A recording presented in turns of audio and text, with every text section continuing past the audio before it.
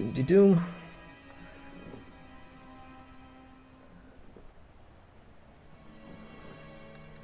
Alright, I think we're live.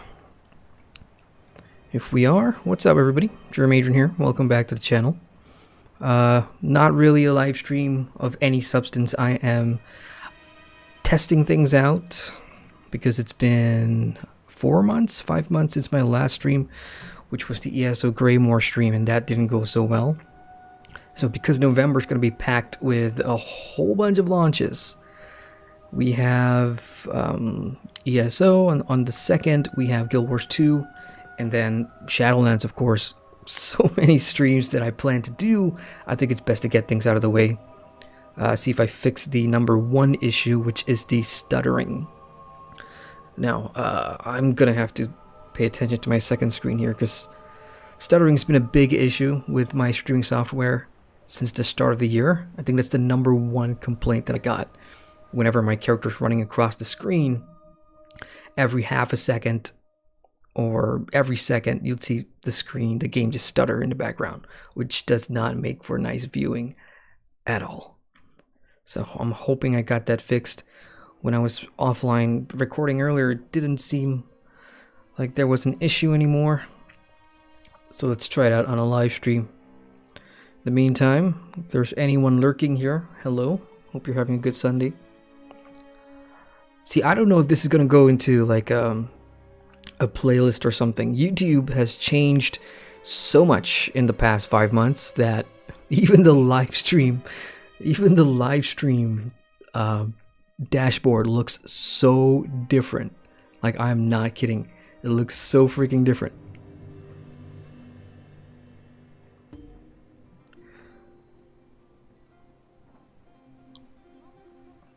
Alright, my chat is not showing up for some reason. See? Damn it, YouTube. Where's the chat now?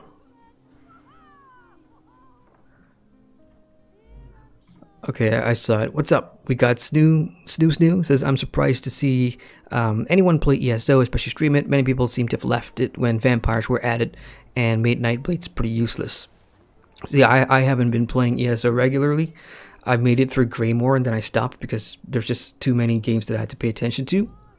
But I usually jump back in for the new content. For me, ESO story is it's a pretty fun thing for me to do. Everything else like PvP, that's on Guild Wars 2 for me. All right, moment of truth.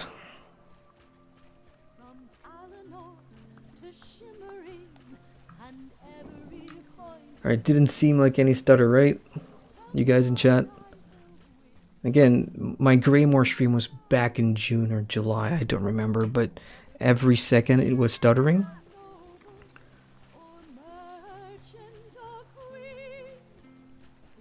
Hang on, I'm seeing a bit of stutter.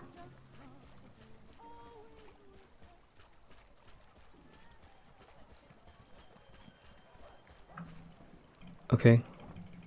I suppose it's better. Way better than Greymoor a couple of months ago. Yeah, latency and lag is always going to be a problem for me because I'm playing from Southeast Asia.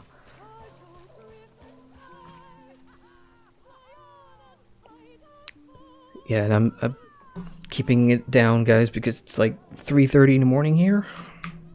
I'm having problems sleeping. I've been actually working on the November launches video, which you should see in about 10-12 hours. I just want to get these tests out of the way. No issue, right, you guys? See, I can't even check chat. God damn YouTube. I've got to alt tab out. Snoosu says it's definitely better. Thank you, Snoosu. I appreciate that. And we got Menthy. Hey, Menthy. Looks good on your end. Fantastic. Okay, so that's ESO done then.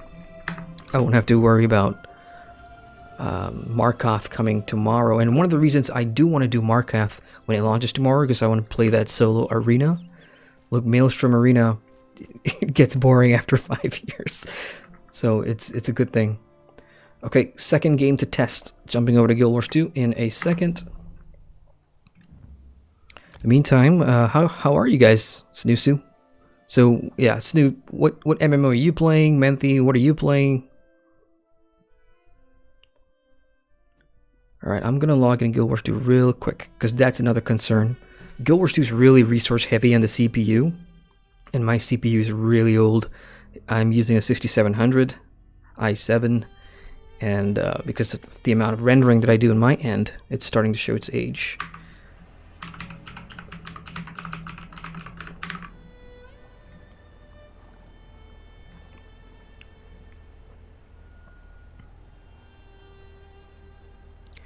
Alright, let's get out of here.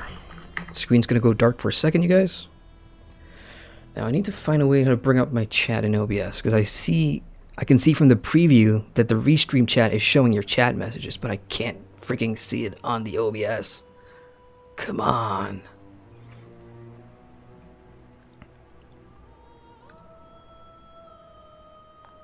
It's kind of what happens when you leave streaming for a long time and you come back. Always happens. Alright, let's get out of here. Next up, GW2. Okay, back to the YouTube dashboard. This is going to be hard. We got Paul. Hey, Paul, how are you? He says, hey, man, been watching you for a while. Always been curious. What's the GRM stand for in your name? It's an acronym of my first channel. Well, it's not. It's this channel, and I started off as Game Reviews Malaysia. That was the official channel title because I fancied myself sort of like a, I wanted to be like one of the first, well, not first, but one of the prominent Malaysians who were just covering MMOs from an in-depth perspective, because when you look at the gaming scene in Malaysia, if there's any of you out there, apa kabar, it's almost all towards like esports and Dota, MOBA type games, but not too many MMORPG enthusiasts. And even if there were, they're in it for the clout mostly, and they do it in our national language, which is Bahasa Malaysia, BM. But there wasn't too many like English-speaking people out there just trying to push forward the MMO genre. So I thought, hey, you know what? I'll do Game Reviews Malaysia, and I'll start off doing normal games and add my MMOs in there. And like the first year, it was okay, but then a lot of the early subscribers, you guys were fantastic with your feedback, saying like, maybe your channel's not really getting attraction because Game Reviews Malaysia, people think it's a Malaysian-centric channel, which doesn't do English or whatever. So I thought, you know what, you're right. So I thought of something personal and just stick my name in there. But I was too sentimental with the Game Reviews Malaysia, so I just stuck it as an acronym, just like GRM. That's the story. Alright. Now, you'll notice ESO loads way slower than Guild Wars 2 because I've put Guild Wars 2 on my SSD, and I would recommend you guys that do MMOs, put your MMOs on your SSD, man. They load so much faster, so much better. I couldn't move ESO, unfortunately. Steam doesn't give me that option. Okay, so with Guild Wars 2, same deal. I'm going to go down, run around for a bit, see if there's any stuttering.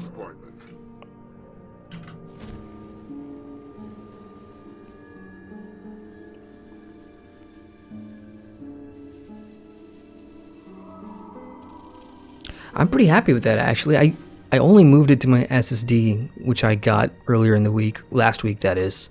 So I haven't really played a whole lot of Guild Wars 2 since, but I'm kind of liking what I see. Gotta go to DPS for a sec. Let me just kill something real quick. This is how desperate I am. I'm not even looking at my main monitor where the game is launched. I'm looking at the OBS preview player just to make sure that it doesn't stutter.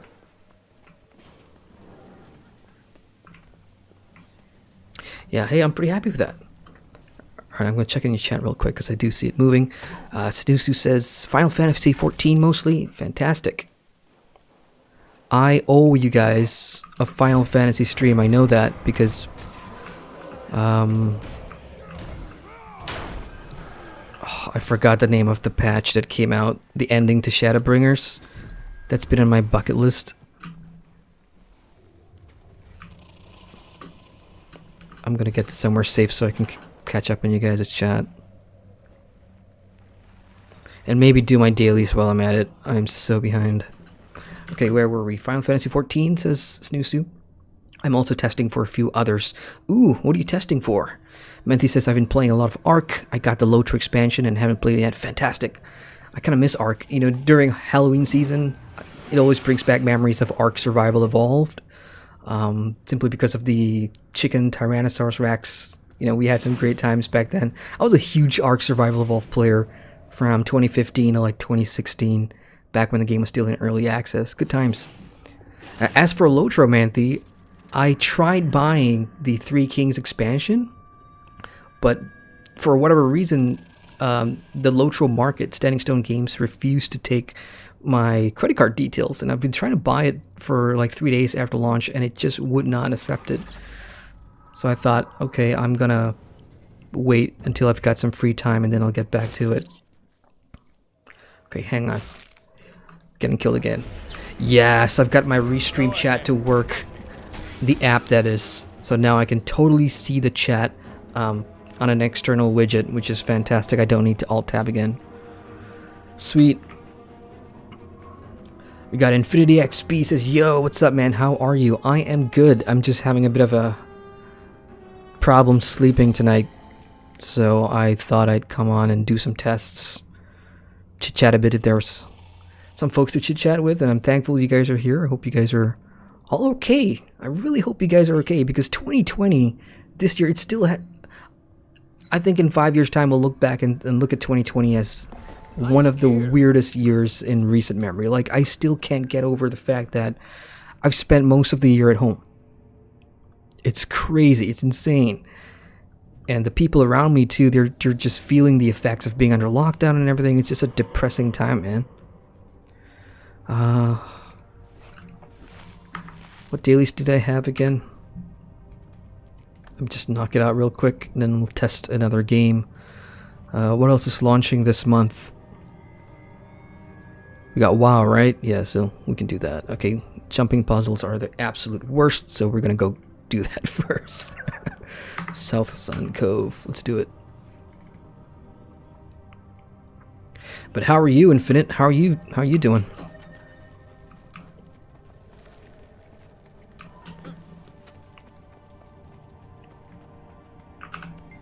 Let's get out of here.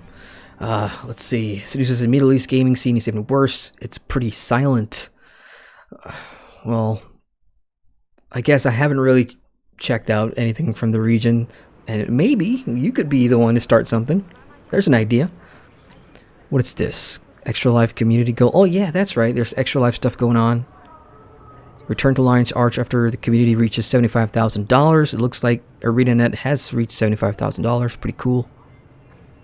I've always wanted to be, you know, one of those Extra Life charity streamers. I don't know if I even qualify being in the country that I'm in. Uh-oh. Hope you guys didn't hear that. My wireless headphones has connection issues because my legs are in the way of the receiver. I don't know if that makes sense. But, yeah, that tends to happen.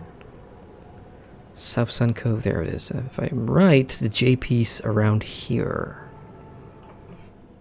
Alright, man, this says I got a new laptop and Lotro doesn't play well on it, so I haven't been able to play. Oh no!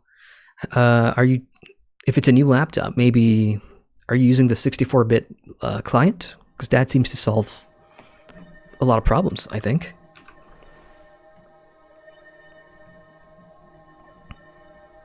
Alright, I'm gonna trust the commander tags. We got After the Flesh. Hey yo, hope you're having a good day, everyone. Thank you, After the Flesh. Hope you are too.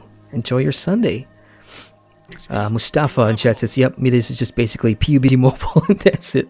That's almost like the same thing here in Southeast Asia. You have most of like the content creators just focusing on MOBA and FPS games and battle royales.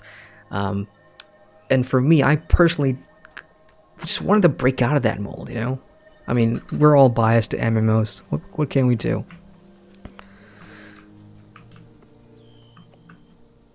So it would come to no surprise if I told you that I absolutely sucked at jumping puzzles. So if you see me hitch a free ride from the commander here, please understand, it's late. I don't want to go through any JPs. The Jump Guild. One of my favorite things about the Guild Wars 2 community. Free taxis. One more thing from my list of accomplishments. So what I do is I'd usually send them a tip. Tip, straightforward. Not a man of a lot of words, and hit send. 1 gold for you. Thank you very much. Snoozer says ESO runs on the hero engine. That's why it runs poorer than most MMOs. Yeah, I suppose that's true. I just wish, you know, there was an article that I covered a week ago about ZeniMax. They're building a brand new MMO engine for their next MMO, and I'm hoping they do this thing where they go back and, of course, upgrade ESO as well. Now, it's not rare for large MMO studios to do that on ESO scale. They'd have to take the game down for quite some time. I don't know if they want to commit to that, but I wouldn't mind if they do. Paul says, thanks for the story, man. I do enjoy the videos. I appreciate it, Paul. Thank you very much. And to everybody here, thanks so much for sticking around after my 3 or 4 month hiatus, which is totally uncalled for. I do apologize, but I was trying to survive really through the pandemic. Okay, Desolation Bounty Hunter, let's go. Desolation Bounty Hunter. That's in the Path of Fire. Any Guild Wars 2 players in chat?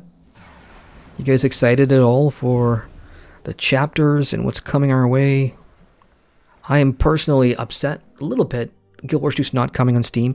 One of the reasons why is this month I had set aside a couple of weeks to stream the launch of Guild Wars 2 on Steam, and I was going to level a brand new character, 180, and make it as an information, an educational stream, leveling stream, if you will, to try and get new players into the game, and then redo my review, which came out in 2017. I think it's time for a refresh. So that was the whole idea. And in that way, it gives me the motivation to get back into these 10 reason reviews, which I haven't done in a year now. So unfortunately, Guild Wars 2's delayed the Steam release, so now I've got to rethink that entire plan. What do I want to do with that? I just noticed I've got a free item available. What's that? What's free? I'm a sucker for freebies. Give me that.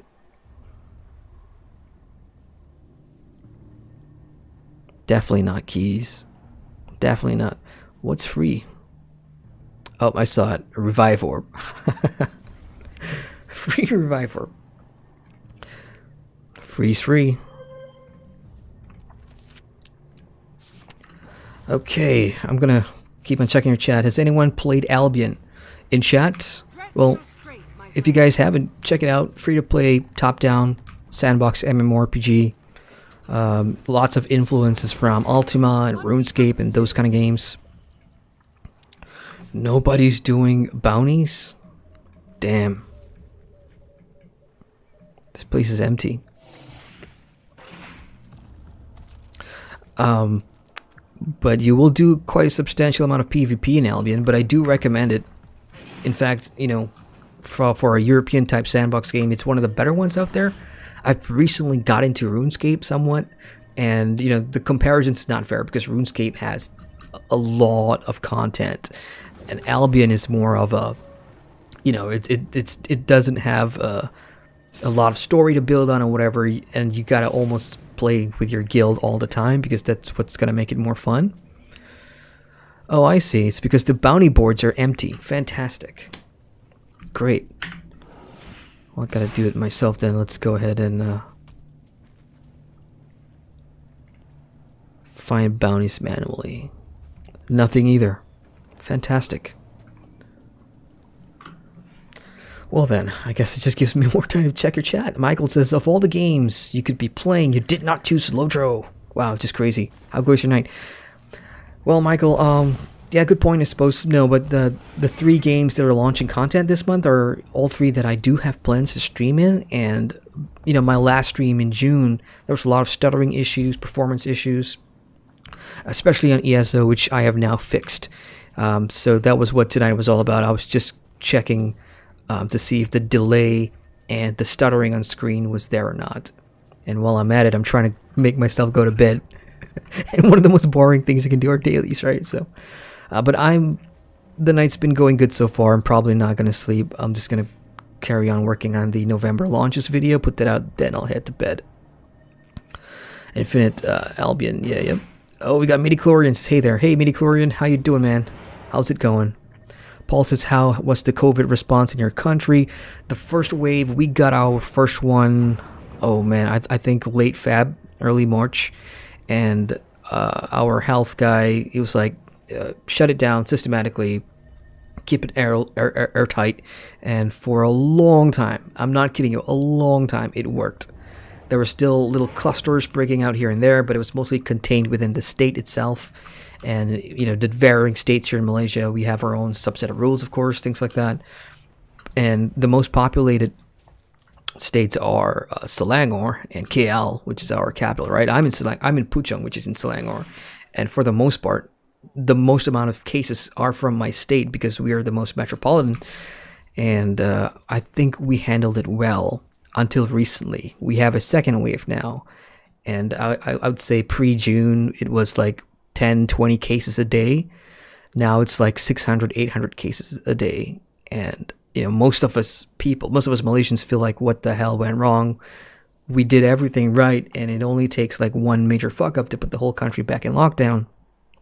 And we Malaysians, we're not the type to like really bitch and moan, but our economy is not doing so hot. And, for people like me that work online and I'm a freelance writer, I have means to try and survive. My friends, who rely on their jobs are forced to do something totally different, work from home. It's just a complete lifestyle change. And I'm sure many of you guys are going through the same thing. It's just a weird fucking time. Menthy says, it's an OLED screen laptop, and I was telling Wiga I can't read chat requests. Everything is too small to read. Ay. Hey, there is an add-on. I can't remember the name of the Lotra add-on, but you can customize it to change the skin and the... Oh, okay, that mentor tag is giving me epilepsy. Yeah, I'm going to follow this guy. He's probably going to do a bounty. Come on, it says. What's your name? Zira Swift Stalker. Alright, I'm on you. Let's go. But yeah, if I find that add-on, I'll send it to you, because it totally helped with making the UI bigger for me and the text easier to read. After the Flash says, don't worry, life happens, man, and 2020 sucks. I agree with you, bro. Guild Wars 2 player here, also ESO, but not much anymore. Yeah, somebody said the same thing earlier, like ESO, a lot of people didn't like it with the whole vampire thing. And to be fair, I haven't been in ESO that much, so I don't really know what the current player sentiment is. I'm very much a casual ESO player. I don't stay for anything except story content, dungeons, most of the PvE. Everything that ESO does offer PvP-wise, I find it more enjoyable in PvP in Guild Wars 2. Even though, Guild Wars 2 hasn't updated anything substantial for PvP or World vs. World in God knows how long. We got Robert Wagner. Hey, Robert. It says, I'm excited for this extended finale. I'm excited for the new expansion. And I'm really excited for voice acting to return to Tyria. I share your enthusiasm. Like, I didn't get a chance. The expansion news dropped, like, well, I was busy with something else. So I am super happy about it. And the fact that we've got, a return to Cantha, which is everybody's freaking out about. Much needed announcement, that expansion. Now the finale, the one thing I'm a little unsure of is this new repeatable dragon missions thing, which sounds like reputation grinds, which Guild Wars 2, it goes completely against what Guild Wars 2 does as an MMO. It doesn't sucker you into rep grinds or needless, stuff like that. So I'm hoping the finale lives up to its 4-chapter ending. Looking forward to it. Michael says, would you love a Fallout MMO by ZeniMax like ESO? Could be Vault Dweller, Raider, Super Mutant, Brotherhood of Steel, 1 or 2 more classes. I would like that. Like, initially, and I know I'm going to get stick for saying this, but I wasn't that much of a big Fallout type player. One of my close friends got me into it. Fallout 76 is the... I'm gonna get so much shit for this. Fallout 76 is my first Fallout game. Yeah. And I'm gonna say something even more controversial. That's the Fallout MMO. Fallout 76 has evolved into sort of like a functional MMO now. Last year's Wastelanders expansion, NPCs were brought back, and recently, you know, their latest update has just done a whole bunch of things to make the game feel more alive on the public servers. I personally play on my own private server with the Fallout 1, or no, the Fallout 4 subscription. Me and a buddy do play on it because it's better. I find it more fun with less people on my server. So that's just my 2 cents. I don't know. But would I like to see a original Fallout MMO? Of course. I'd like to see anything become an MMO, even though that's the most cliche answer ever. You know, some other popular RPG type franchises. Are there any Dragon Age fans out there? Dragon Age is one MMO I would pay a lot of money to play.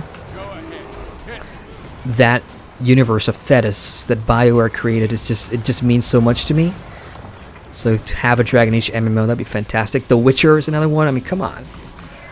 Come on. If you told me a Witcher MMO is coming out tomorrow, I'd refund my Cyberpunk pre-order. That's another world that I think everybody would love to see be turned into an MMO. Michael says, that one day dream aside, how are you liking Guild Wars 2 Next Expansion Story as we know it so far? I don't know too much about it, except for the fact that, you know, it's going to shake the future of Guild Wars 2 because, as the title implies, something's got to give with dragons and their magic. I think Tyria, as the world has, we've been in conflict with this entire magic thing for so long with the dragons, and I think Aurene as a character now as an ascended elder dragon is finding her place in the world, and this other dragon that's going to be an end of dragons, I don't know what their role is. See, I don't remember too much of Guild Wars 1. In fact, I don't think I've even reached that part in Guild Wars 1. I can't talk too much about it. I just know that from a narrative point of view, whatever happens in this expansion is going to really change the game. Hopefully for the better. How is this guy not dead yet? I feel like I've been talking for like 5 minutes now. I'm going to have to change my spec real quick. I can't, I'm in combat. What is going on? Do we even have enough here? We do.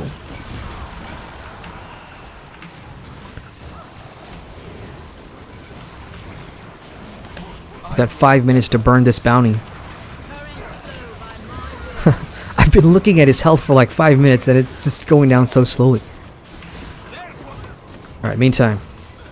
Mantis says, no, it's Lotro. They haven't updated their side of things for the 4K and OLED monitors and they're working on it. Okay, that's good to know that they're working on that. So their workaround is to lower yourself back to 32-bit. You know that feeling of once you've seen something awesome and you can't go back to the previous crappy thing? That's how I feel with Lotro. Once I've played on 64-bit, I can't go back to 32-bit. Same thing, if you guys have never experienced anything higher than a 60 FPS monitor, that's fine. But once you get to like, you know, 14, hang on. Once you get to like 4K or anything higher than a 60 FPS monitor, refresh rate, and then you go back, it is such an eyesore. Snooze says, yeah, Guild Wars 2 is a bit on the decline in population due to a load of other issues and drama. Oh, I keep well out of drama. Every MMO has a drama section. Tony in chat. Hey Tony, he says, just finished Watch Dogs Legion, time to play WoW before Shadowlands, then Valhalla, then Yakuza Like a Dragon, then Godfall, and new Spider-Man. You are on a roll, Tony. That's a lot of cool games. Assassin's Creed Valhalla, I really like it. I'm like big on Viking type stuff. Watch Dogs Legion, I just want to be the one, like, the premise of the, not the premise, the mechanics of being able to recruit anyone in the streets of London it just sounds pretty fantastic. But I've never played a Watchdog game before, so Infinite says Cyberpunk, December 10. Can't wait. Me too, me too. Stu says COVID, aka the Chinese flu, isn't as bad as the Spanish flu in retrospect. It only seems that way because of the amount of lockdowns. You can never have too much treasure. Yeah, that's not gonna help me sleep any better. let's. I don't want to talk about COVID anymore. It's done. I just want to get through 2020 and play all the new games coming our way. So while we're at it, I know I've got the video coming out later, but I'll just give you guys a rundown real quick since you guys are awesome. So these are my notes. November tests.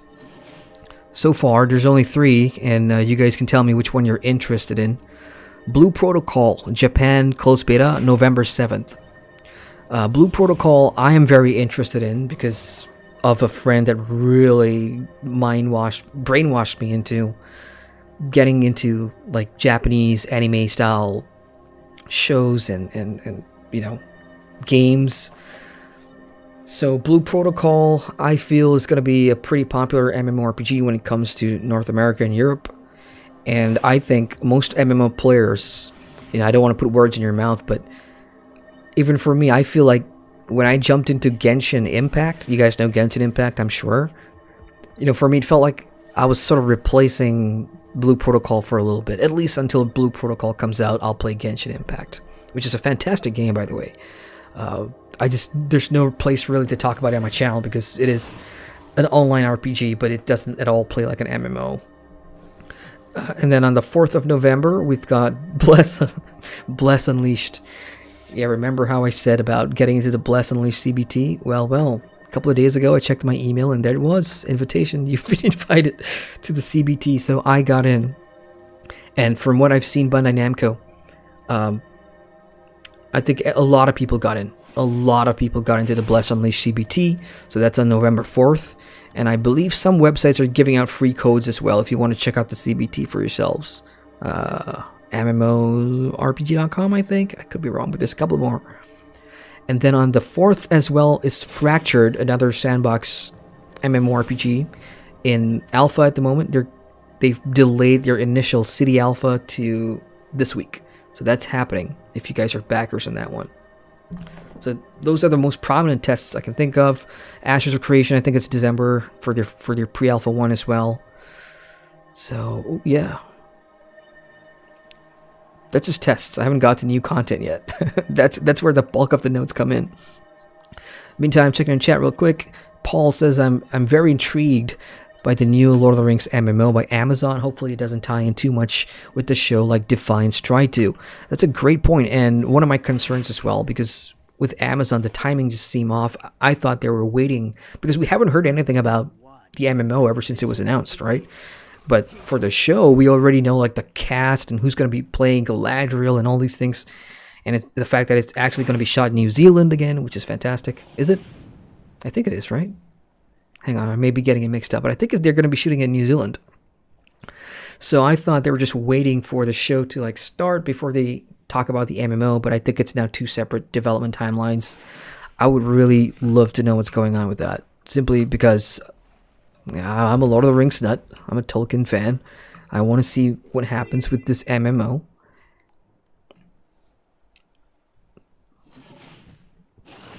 And not only that, but what happens to the original Lord of the Rings Online as well, because, you know, competition's good, but sometimes not always good. I mean, if this new free-to-play Lotro, it just blows it out of the water, I worry a bit for Lotro, but I still feel there's nothing as authentic as Lotro, because they are by the book. Hang on, I'm looking for my usual farming spot. See, the thing with Guild Wars 2 is once you do your dailies for so long, you start to remember where all the popular farming spots are. Yep, there it is. This one for Shiver Peaks Forager. Robert says, Fallout 76 was your first. I suppose that's okay. Fallout 4 was my first. High five. I know. I'm a late, like, when I started playing RPG games, my path was sort of dictated for me. I went down the magical fantasy genre way more than I did the post-apocalyptic genre. That explains a lot of things. I've never played games like MMOs, especially like what's the oh man. There's two post-apocalyptic MMOs in my head that's not coming to my mind right now. One of them is by Turbine. No, one of them is by Funcom.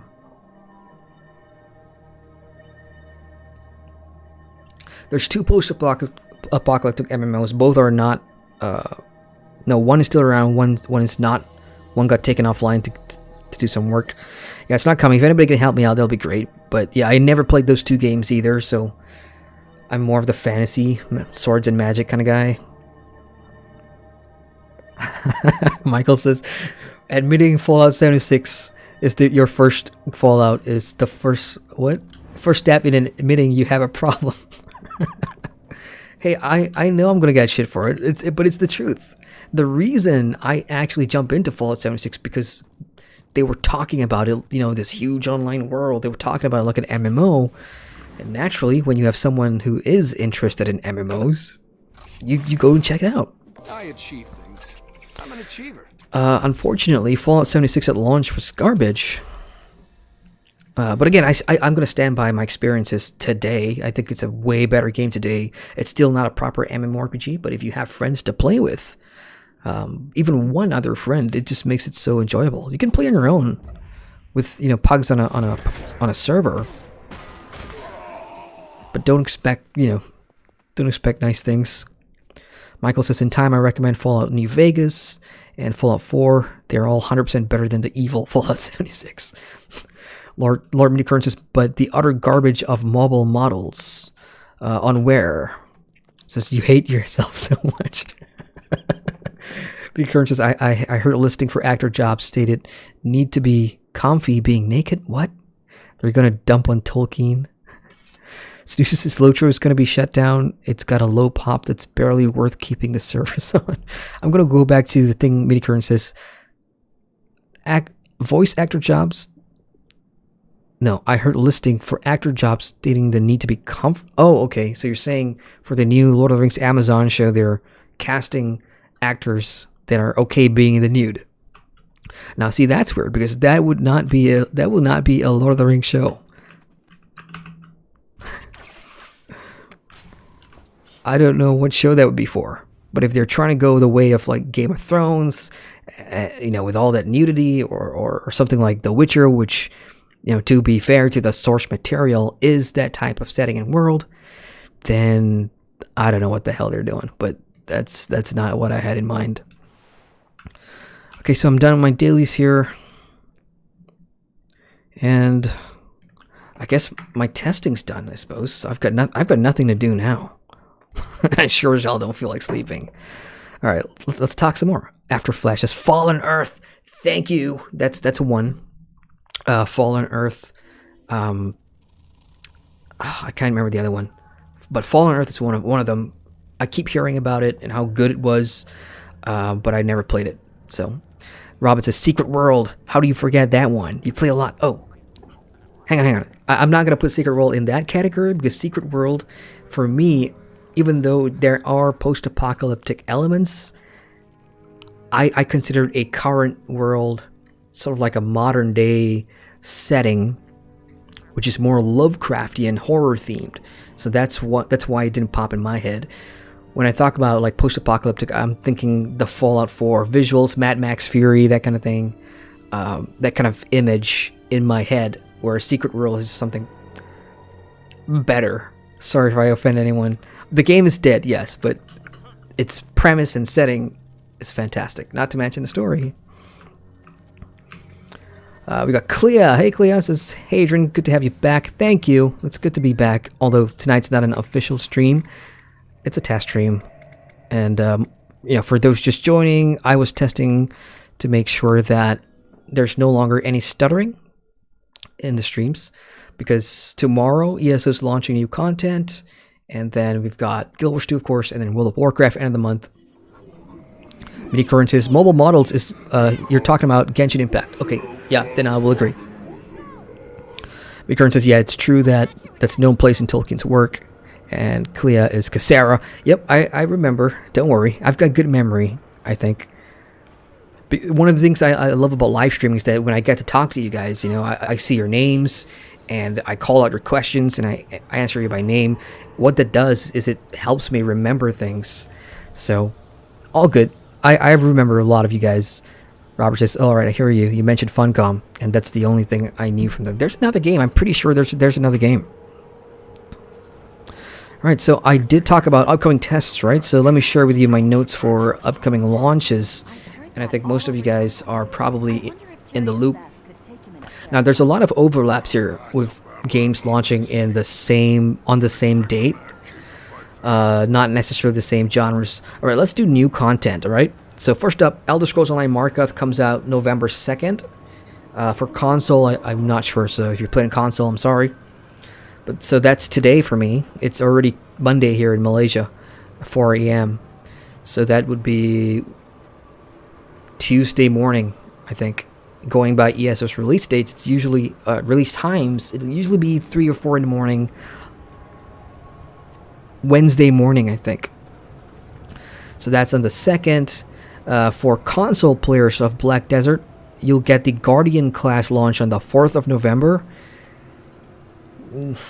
Us PC players prefer to play the Guardian for like a year now, so.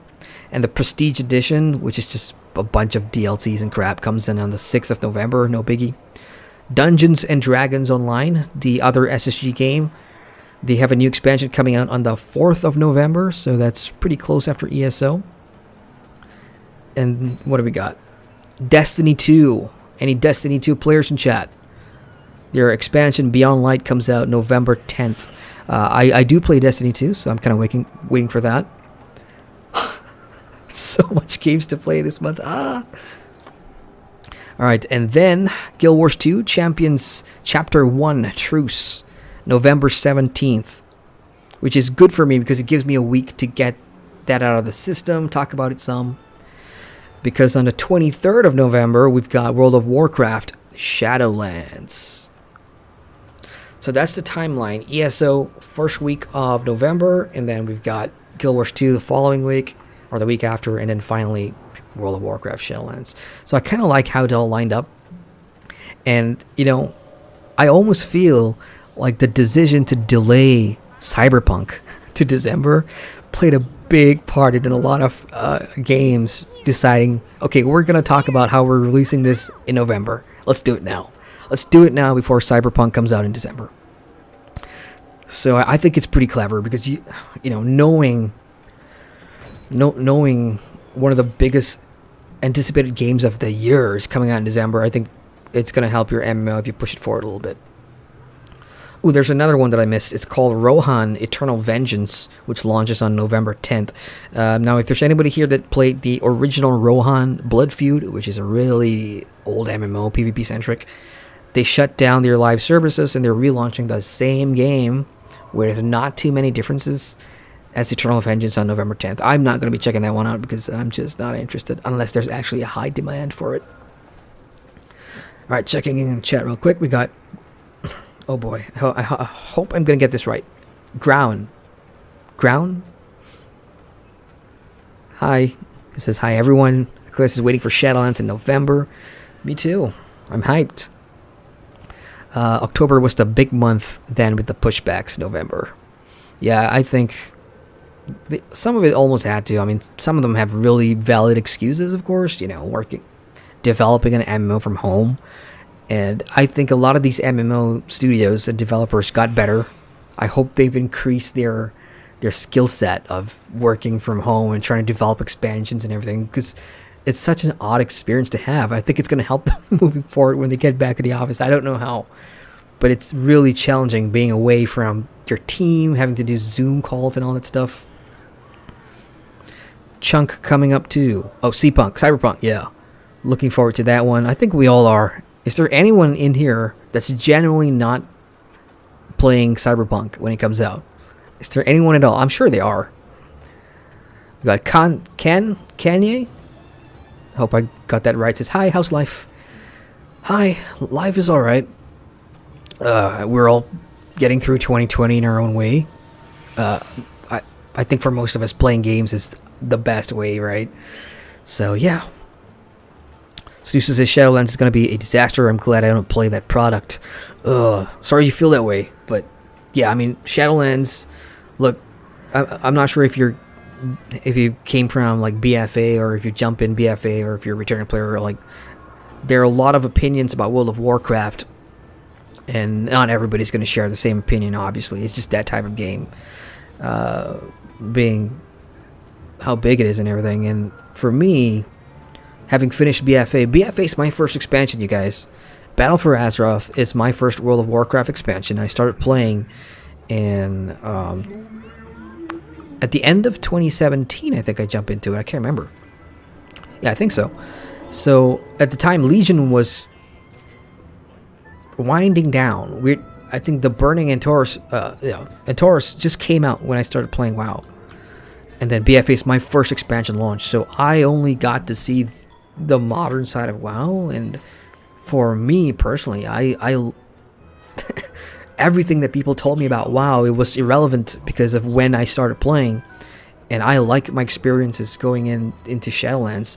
BFA was a bit of a ride because I don't agree with some of the systems Blizzard does, like this notion of borrowing power or player power lending.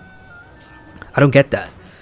Most MMOs build an expansion around narrative and core features that you take with you to the next expansion as your character grows. Warcraft builds a system, lets you play with it for a year or two, and then they take it away. I am not a fan of that system at all, even though I can see why they do it. I don't agree with it. So there are things like that, especially in BFA, that made me realize, it's some parts of WoW is just discussions need to be had because not everybody's going to agree with it. Ooh, 2020 is a mess, is Clea. Agreed. I think we all agree in that. We can sign that off. Paul says, I am going to be preparing for a normal raid in WoW. Have you not raided in WoW before? If raiding is one of the best things about WoW, if you ask me, like, there are MMOs that are specifically catered to different things that, offers different things. Like Guild Wars 2 has raids. They're some of the hardest I've ever experienced, simply because the entire game is so different. There is no class, there's no archetype system. Like the Holy Trinity in Guild Wars 2 is completely different from a traditional MMO like WoW, where, tanks, healers, support, caster, that kind of thing. So World of Warcraft is a great place for raiding if you've never done raiding before. Miko, I hope I got that right. Yo, Adrian, are you Filipino? No, I'm not. Although I can see why you'd say that. I'm Malaysian and I'm mixed, so I've got more than 3 or 4 different types of races in me. But yeah, I can see why. Paul says going to have to put Cyberpunk on the back burner. We got Gurkaz says, hey Adrian, love your videos, keep it up. Thank you, Gurkaz, I appreciate it. And I'm glad to be back making videos because I did miss it a whole bunch. Okay, so I realize now I'm not actually doing anything in the background, so I'm just going to run around. Maybe I'll do the jumping puzzle for shits and giggles, because this is one of the hardest things in Guild Wars 2. Alright, this is it. In the meantime, Rob says, no, I probably won't be playing Cyberpunk. I don't really try new things. I stick with what has worked for me for years. Unless it's an MMO, it's likely staying put. Okay, I can see that. So I'm going to have to take back what I said about everyone is probably going to check out Cyberpunk. But yeah, I see that. Understandable. Claire says, here, everyone. We got Muhammad. He says, hello, good evening. Good evening to you, sir. How are you doing?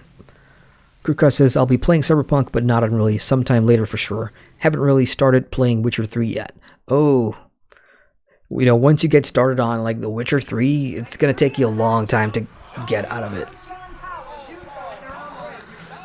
So this is going to be probably the first and last time I do this jumping puzzle for this year's Halloween event, because it's just one of the worst things. I mean, it's one of the best things in game, but for me, one of the worst. Because it moves, as you can see. And for those that don't play Guild Wars 2, the game has a lot of these jumping puzzles, and I am not good at them. We got John in chat. Hey, John. He says, hi. Hope you're doing well. Burning the middle of the night oil, I see. I started this with the purest of intentions to test the stream that's done, and I'm happy to report that because there's no longer any stutter, and I think you guys can see that on screen right now that hopefully the stream is not stuttering. That means I am good to go for all the content releases later this month. Son of a...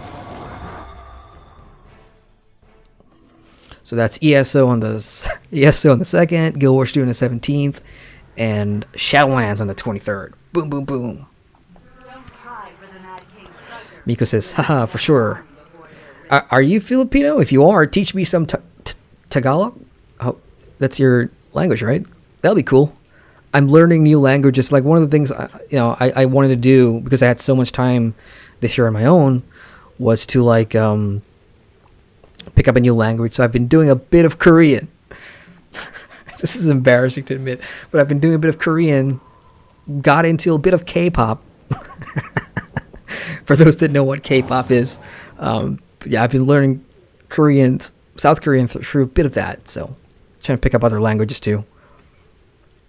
It says, keep up the good work. Videos though, for real, I don't play MMOs anymore these days. Always watch the news drops still. Thank you very much. Yeah, news drops, it's the one thing people say, hey, if you're gonna leave, for months on end, sure, but drop by and please don't stop giving us the news drops. And, even for me, being 4 months away, I still kept up with the news every day. So I knew what was going on. I just didn't have the time to put them into a video. Oh my god, I'm doing so good. Oh god.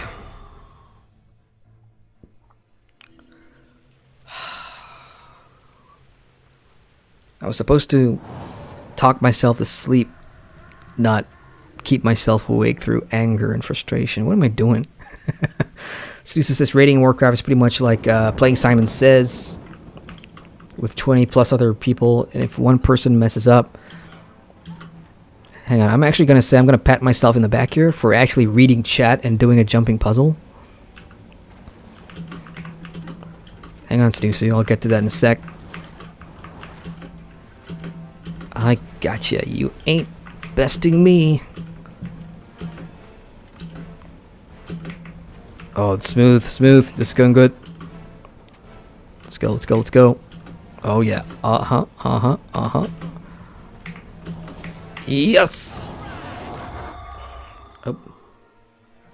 What's that? Ebony Grace has just subscribed to the YouTube channel. Thank you, Ebony.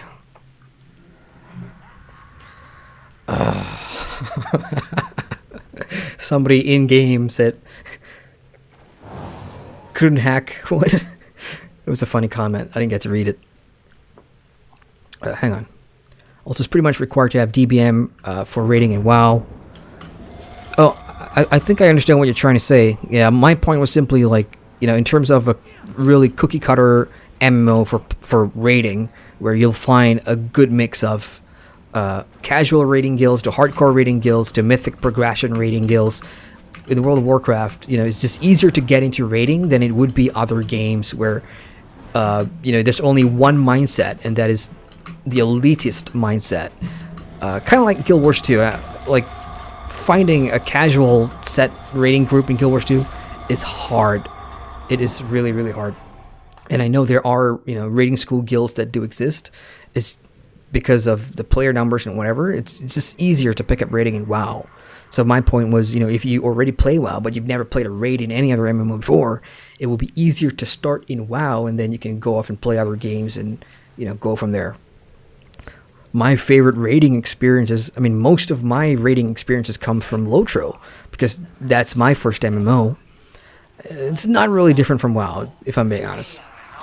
We've got Ground says, I only tried the Clockwork Tower 2 or 3 times, and then I don't want to do it anymore, so that's why I never finished it. I hear you, and one of the reasons I wanted to finish it is because it's part of the annual Halloween rituals.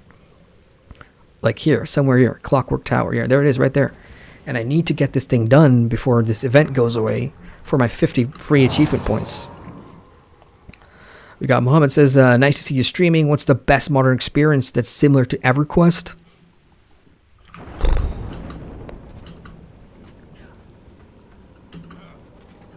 That's just too many. But modern, you say? I mean, I'd say something like Albion, really.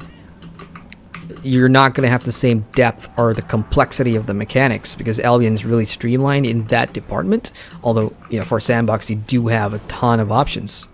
I don't know, maybe some folks in chat can recommend something to you.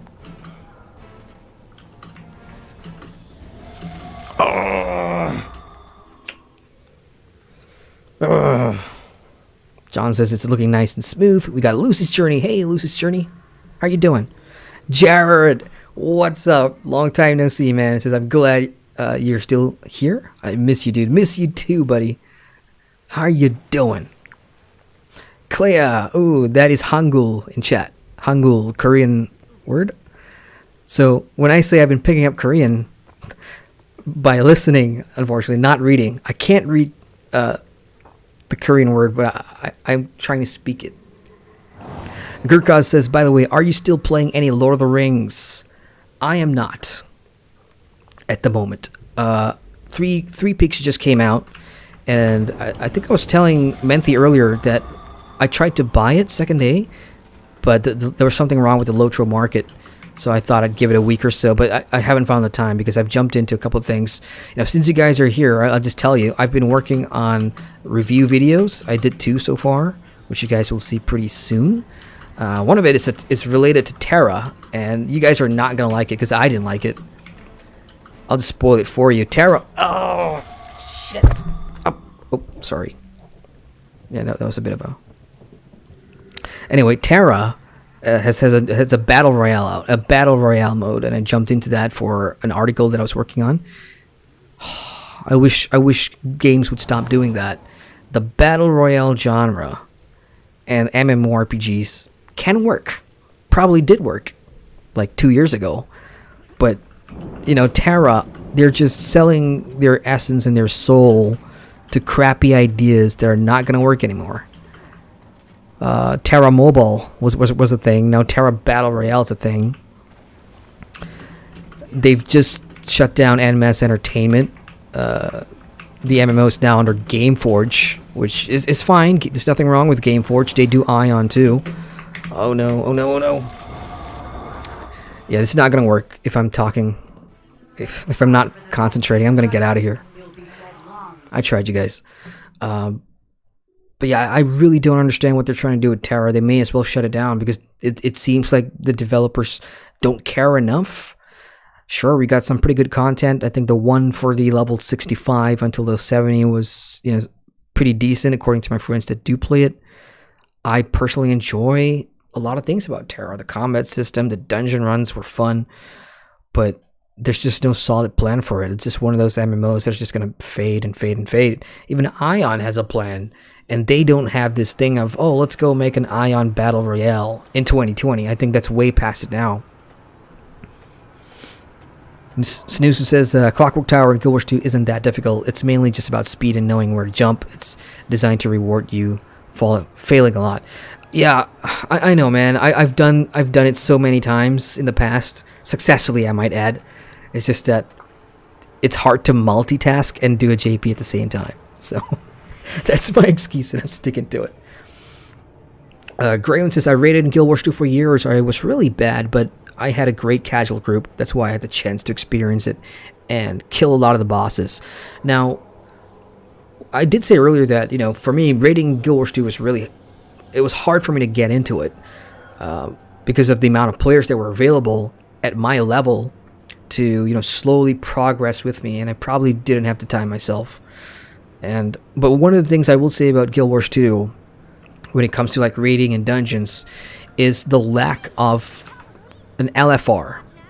Like when you hit when you hit your Y button, which brings up your contacts, there's no button for you to queue for a random dungeon or random raid. And in the past, when I first started playing, I'm like, that's a bit counterintuitive, because at the time when I jumped into Guild Wars 2 in 2017, you know, I immediately felt like this is one of the most player convenient MMORPGs out there, where convenience is one of their core tenets, and I still believe that today with the type of, systems that they have and mechanics that they employ. Except when it comes to dungeons and raids, there is no LFR, there's no quick join. You pug it by creating, groups for it manually under raids. And of course, you have to employ the old tactic of, TeamSpeak and Discord and things like that. So they have this very old school style of making sure that socially everybody in the raid, is communicating, is talking. And if you're a really bad pug, you're not going to get into one of these without stating beforehand in chat or in Discord or whatever that this is my first time. And removing an LFR sort of, I don't know, maybe it makes you a better player in the long term. Because one of the downsides for World of Warcraft is, I would say, the LFR. See, I'm not trying to stir shit up. I'm just saying, in my experiences with World of Warcraft's LFR has not been very good. Not because of, bad players versus elitist mix or whatever. It's just some of the designs, like the last one. What was the last one? The last raid that came out? Nyalotha, right? Nzoth, yeah, Nyalotha. The Carapace one. I think it's the second last boss before the final boss. See, I did that on LFR because when I came back to WoW, my guild kicked me out, of course, for inactivity. But I did that.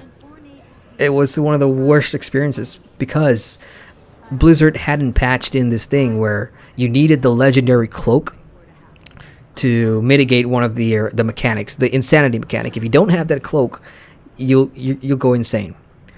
And people were trolling the LFR by not wearing the cloak. I couldn't believe it. I could not believe that such a thing exists in a WoW LFR. And that's when I decided, you know what? If I wanted to raid, I'll hold back a little bit, find some casual people running, join their guild or community or whatever, and do it that way. Jared says, need some truth. How you feel about Age of Conan Unchained now implementing Dungeon Finder? Oh, that's sweet. See, I didn't know that, and we were just talking about this Dungeon Finder.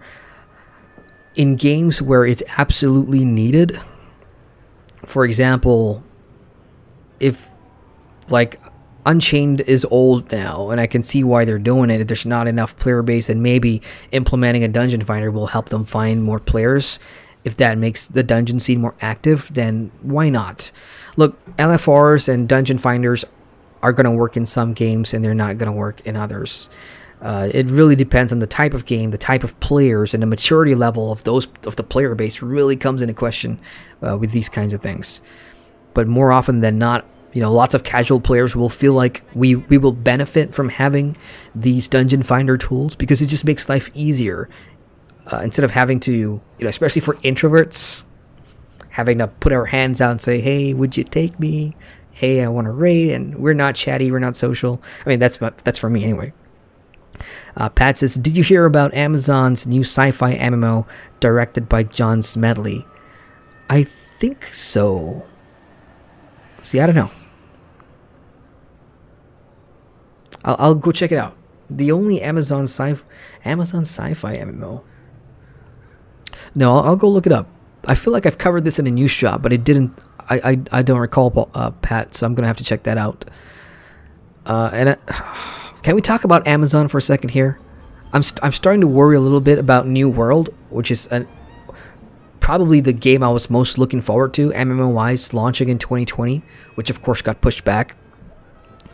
I'm starting to worry a little bit. Did anybody play the preview? Some parts of the preview were great. But if you were in the alpha going to the preview, there wasn't a whole lot that sort of changed my mind about what type of game New World really is. What are you? Is the question I keep asking myself. Like, really, what are you? We started out as a PvP, almost survival type MMO. And then all the press releases and marketing say we've got a PvP-centric game. We're going to focus on the PvP. We've got a story and all this stuff. And then they backtracked on that. And I don't know. It's getting a little messy for me. And then we got the whole Crucible situation too, which didn't fill me with confidence that Amazon are competent enough to run a live service game. So I'm hoping we'll get a few more new alpha tests. Pat also says, did you realize a lot of MMOs that are coming over the next 5 years are using cloud infrastructure? Why though? For the reasons that I know, because I talked to a developer about this.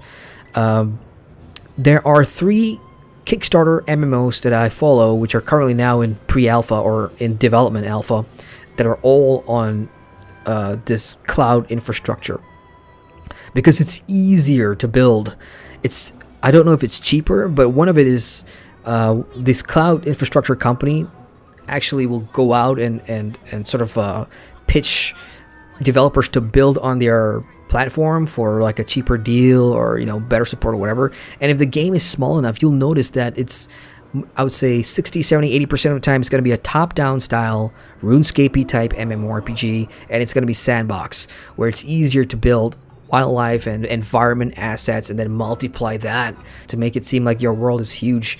And if you are a small team of developers where you don't have an office like ZeniMax over 500 employees or whatever, it's just the 4 or 5 of you, then working on a cloud software infrastructure gives you a lot more tools that is easily accessible and to work with less people.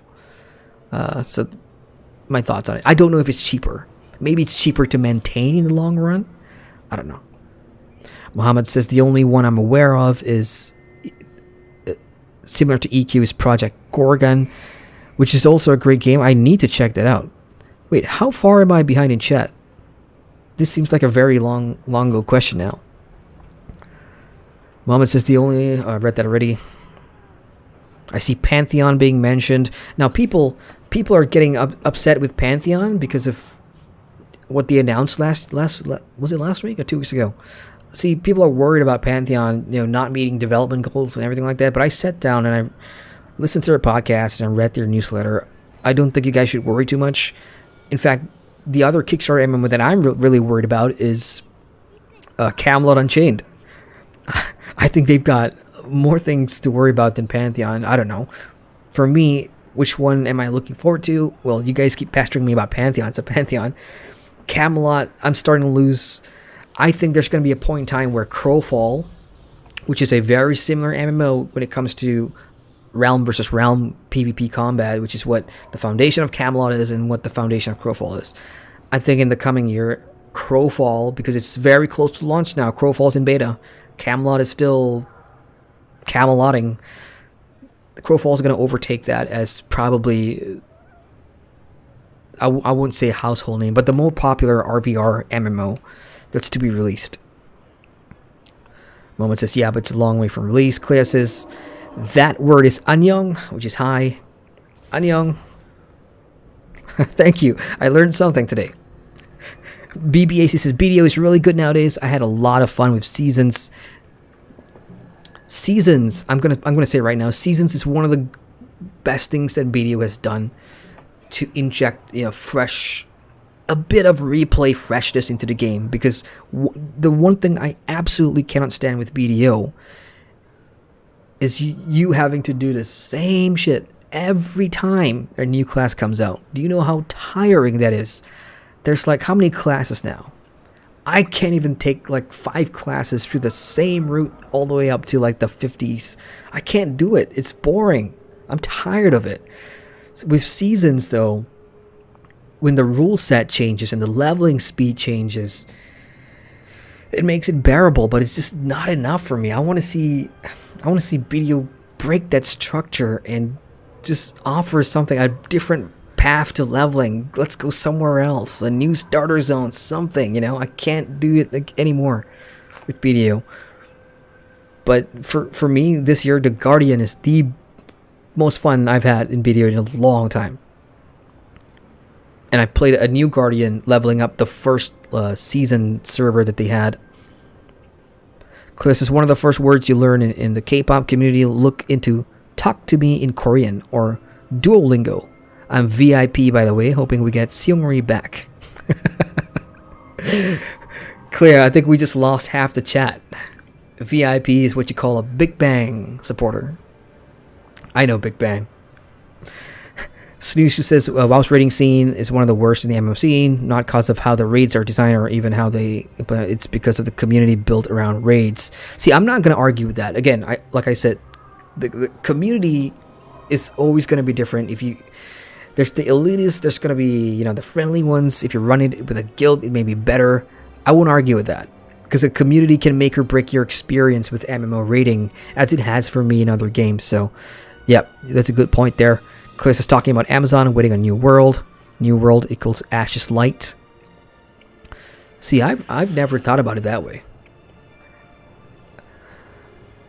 Yeah, probably. I mean, there's enough variations in the systems of both games, but I see where you're coming from. I like that. Sushi says, while players in the raiding scene have been known to dox people that underperform and get them banned, even in Classic, that's how bad the raiding community is. See, I don't want to comment there because I've not seen anything about it, but I will believe it because, when it comes, the worst shit of MMO players will do all kinds of things, and I stay far away from that. Ground says, I love watching videos of other MMOs such as New World or Ashes of Creation, but I'm sure that I won't play them. At the moment, I only play Guild Wars 2. That's fair. I mean, one of the reasons I love doing what I do in terms of covering MMOs, covering news, is that I would say most of these games I do not play, or have played them in the past, but I don't have the time to play them again. So by keeping up with the news, I feel like at least I know what's going on in them. So it sort of helps without me feeling left out or whatever. So in a way, I kind of wonder, is that why you guys, watch other MMOs that you don't play, or is that why you watch the news or things like that? But that's interesting though, New World and AOC. For me, there's MMOs that I will keep up with, but won't play them. It's mostly South Korean MMOs, I suppose. Even the ones that look really attractive and interesting. ArcAge is a great example. I remember in 2018, I did ask the channel at the time, you guys, what would you like to see me play, ArcAge or Black Desert Online? And a lot of people were like, both are at an equal footing. I decided to go for BDO over ArcAge. And even though I did buy ArcAge Unchained, I just cannot get into it. It's just something about ArcAge and games like that. Same thing. When I had to pick Terra over Ion, I picked Terra. So I'm probably never going to play Ion, even though I have played up to like level 40 or 50. So it's kind of sad. For me, I choose one thing, and then the alternative sort of just gets left out. So I keep up with it through the news and stuff. Jared says, me too, excited about Amazon's New World, but definitely hope, and am surely going to try #No Life since WoW for 10 years. Cyberpunk 27 seems like an RPG that is more MMO to the eye. Yeah, if they ever open up like a super cool multiplayer section, I would flip out. That'd be cool. Jelena says, same here, Joram. Cheers. Claire says, PvP server, they're toxic. Not all the raiding community are that bad. Sounds like you encountered the worst. Yeah, I mean, community, really, I don't hang around. Like, I can tell, when you play MMOs long enough, just seeing names in chat, seeing the tone of the chat from, how they greet you, or how people greet you in guild chat when you log in and things like that, you really get a good feel for, are you in the right company or guild or whatever. And if you're going to be pogging all the time, 90% of the time, or if you're going to places where there's going to be toxic, then you're more than likely inviting it. Sometimes it happens. I could be having a casual fun time on my own, and some asshole will come by and say some rude thing. It happens. It's an MMO. That's what we all traded, or that's what we all sacrifice to play an MMO. We take the good and the bad. And toxic communities is just going to be there, even for the most friendly of community type games like Guild Wars 2. Everybody says best community. I've seen some toxic shit in here. So it's everywhere. It's something that we will find eventually, even if we're not looking for it. Wow, 4:45 in the morning here. Can you guys see that? 4:45 a.m. It's gonna be great. Right, I still haven't done my dailies for Halloween. What do we got? Reaper's Return, Tour of the Labyrinth, Trick or Treater. Yeah, I could probably do a tour of the Mad King's Labyrinth real quick. Hey, for you guys that are still here, I just want to say thank you very much for hanging out tonight, helping me check the stream tests and everything. I really appreciate that. I mean, it says stream test, so the fact that you guys would even show up to say hi means a lot. Thank you very much.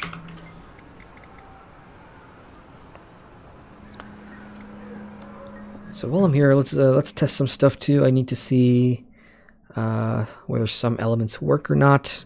Death count number. What's this for? Yeah, this is for Final Fantasy, y'all.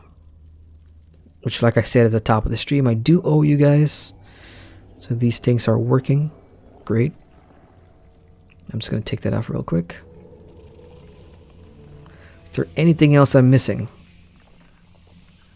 I remember my stream having a lot more elements. I just can't remember what they were. It's been so long.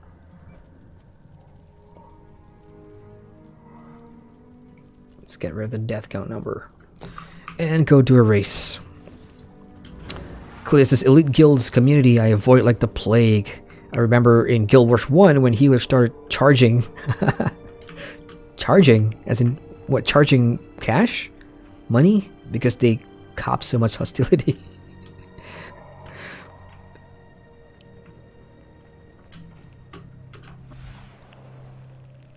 Yeah, that's...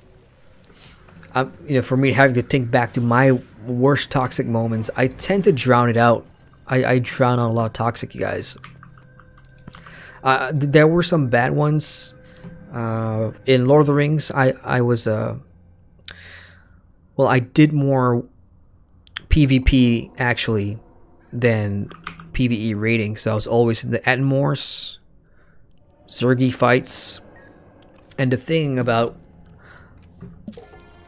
Lord of the Rings Online in PvP, especially in that environment, is or that game mode, is unlike Guild Wars 2, which hides your character name. In LoSho, the opposite side sees your character name, sees your title, sees your guild, and that's how the toxic shit starts. And naturally, who has the bigger Zerg on the night wins the fights, gets to corpse jump, and that's a lot of where my toxic experiences come from.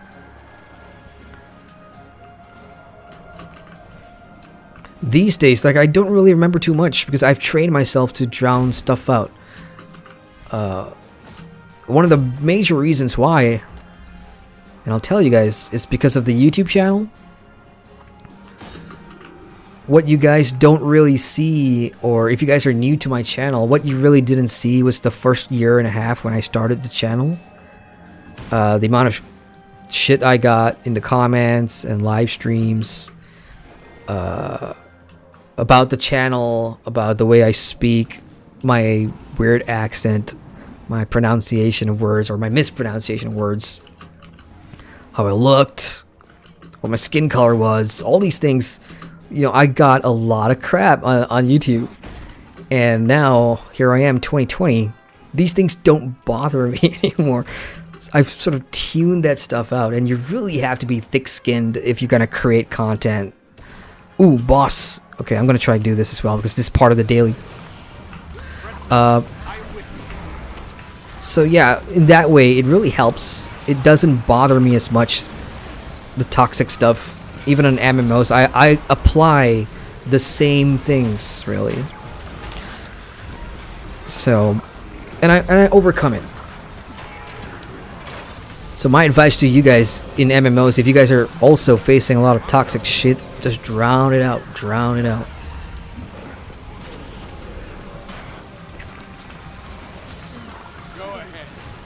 I hope this counts for the daily. Yeah, alright, it does. Now back to the race.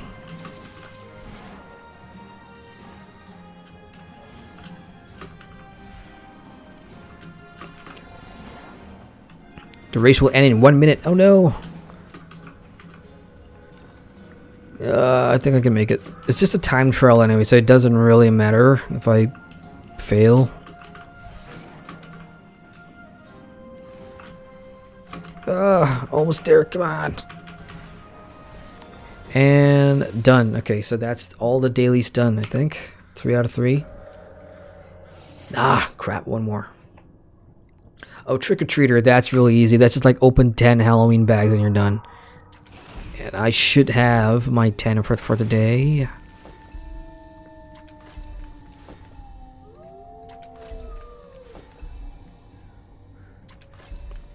So what Guild Wars 2 really needs is a mechanic where it compiles all your unopened chests into one button, and when you click it, it just opens all of it at once.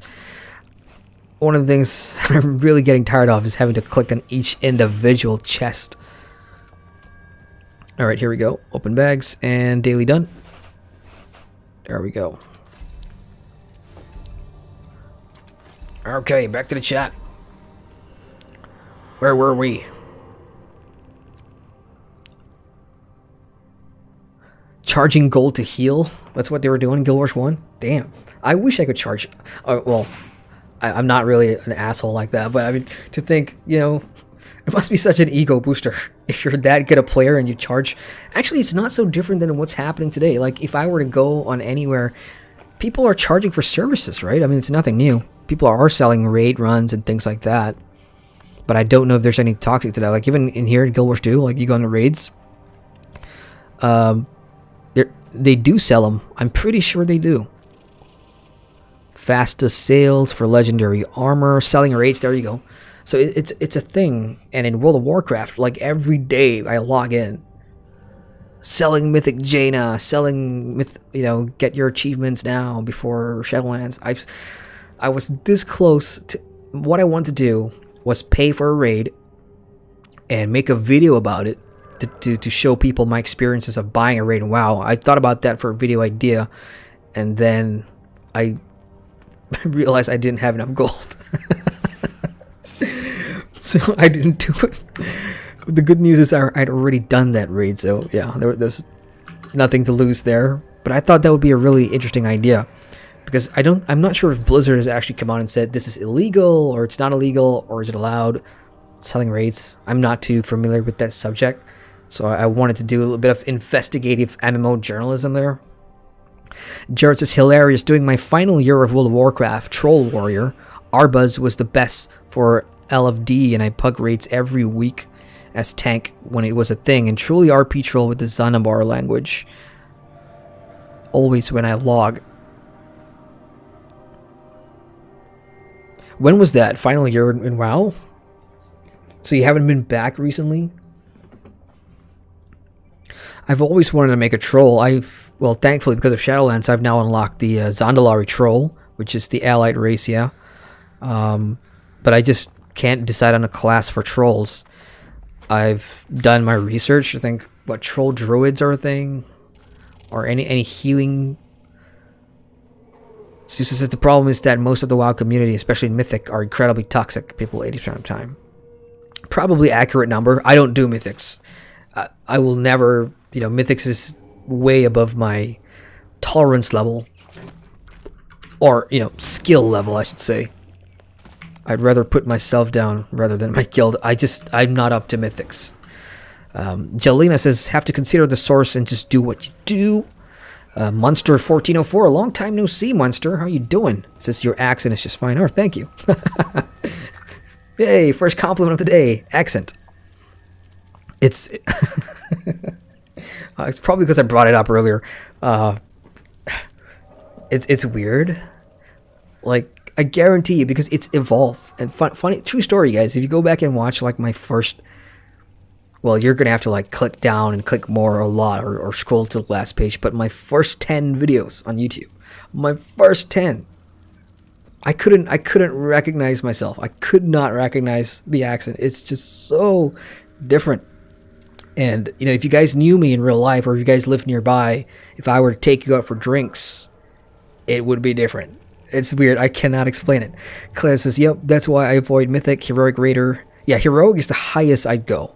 That's more of my kind of skill level, where, I'm actually having fun in Heroic difficulty in WoW. In Mythics, I'm not having fun. Well, that's for me anyway. We got Henry. Hey, Henry says, hope you're doing well, dude. Nobody deserves that dramatic bullcrap. I agree. Nobody deserves that. So, you know, and the same for you guys too. I mean, I've suffered a lot on my channel in the early years, but at the same time, I see, you know, people throwing shit at each other in the comments.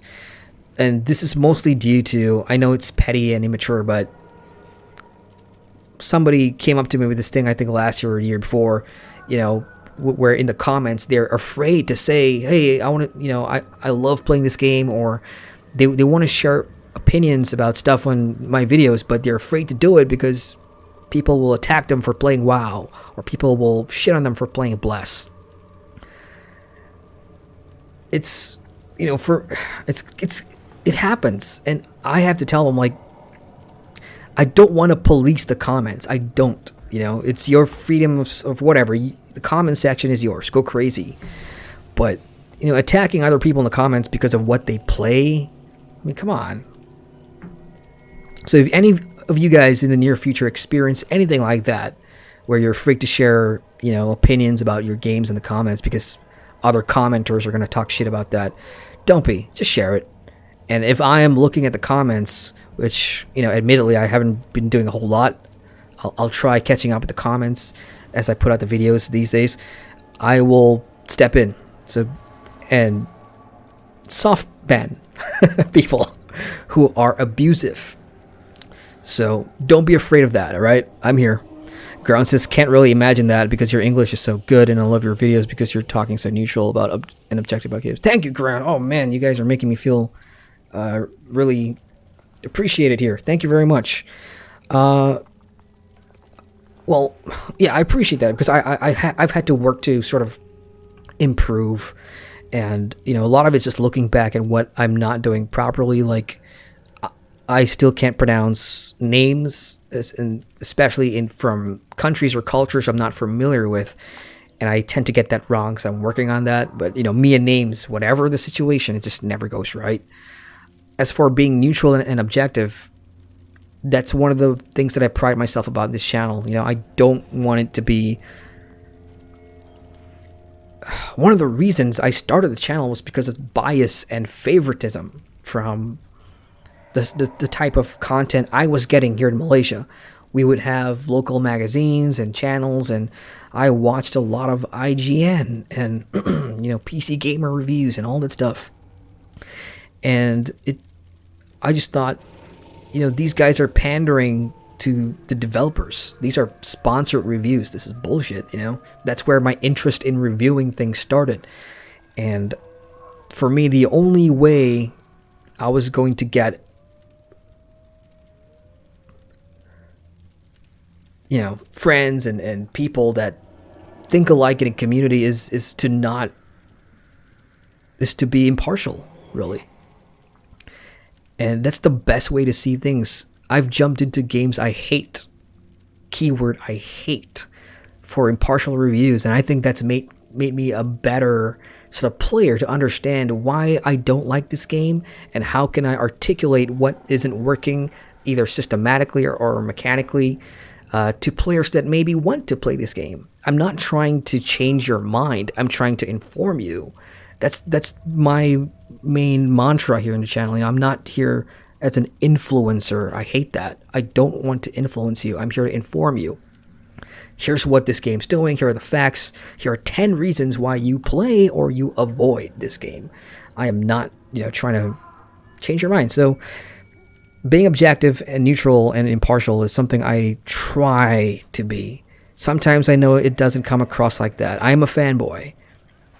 Like the 4 MMOs that I play, I'm big fans of. Sure, I can criticize it. I have criticized these games. But, you know, there's a line that I try not to cross, and hopefully that comes across in my videos. Jelena says, even if it wasn't an accident, it's no reason to insult someone. The whole world doesn't speak English. Agreed. Claire says, agreed. Adwin. Hey, Adwin. Says, hi. Claire says, oh, I love to multi-open and more keys for lion chests. That's another good thing, where you open loot boxes, if you guys have a ton of black lion chests, and then they all just open. See, I've got 21 and I don't remember having this many. What's new? Does anybody remember my Store Raiders, MMO Store Raiders series from back in the day? Like I've told Patreon for the last year I want to bring it back. I don't know which game to start with. Oh, let's see this. Merciless Warskin. That doesn't look good at all. Does not look good at all. Yeah, I'm not wasting money on that. Skins for me ends if I get a legendary weapon. That's it. I'm using that legendary ally skin until the end of my days. Just like that. Done. We got Lutan 08. Hello. Hey. What's up? Julian says, I don't know if they still do, but in Guild Wars 2 they used to buy whole world. Oh. Okay, that's tea for me. I did not know that. They used to buy whole World vs. World guilds to change servers? That is interesting. That would be fun if that actually happened. So between June until September, I was heavily playing World vs. World because I was grinding for my legendaries, especially for Vision and Aura, which are the two legendary trinkets that I proudly now own. Such a hassle. So I've dug into World vs. World for so long, day after day after day, and I've experienced so much with my server. So currently I'm Koenig, but I'm paired with Yax Bent, right? Previously Koenig was on with Blackgate, which is one of the biggest and most populated World vs. World servers, and the drama. Oh my god, the drama. I mean, as a Koenig person, which is basically a pug server, we just tag along and we don't get involved in the large guild dramas. But witnessing World vs. World guild drama up front is hilarious. Hilarious. It's good fun though. Not very toxic, but it's petty and childish. So I would totally believe that, you know, World vs. some of these large server commanders have beef with another server commander, so they would buy guilds from wherever to change servers. I would totally believe that. Because one of the guilds that I was in for Koenig, I got kicked out of that guild, which I was about to talk about. Was basically one of those that would jump from, you know, wherever Blackgate was paired with, then this guild would jump with them. We were like the support for one of these commanders. So you had one main guild that would focus on there's one commander for every commander to counter. There's fight manders. That's what I'm talking about. Fight manders are server commanders that just want to engage in fights. They're just there for fighting adrenaline. And then the rest of the server has PPT commanders, points per tick commanders, which are basically karma farmers. They will turn the entire map the color of their team. So I was more of the PPT type player because I need my points. I need my reward track points and my ticks here for the legendary stuff. So fight manders didn't do anything for me. But unfortunately I tagged along with too many fight manders to get involved in World vs. World drama, which, I don't know, someday I'll tell you guys a story, but if you guys play on Blackgate or Fort Aspenwood, then you guys will know what I'm talking about. Wait, is it Fort Aspenwood? No, it's another server.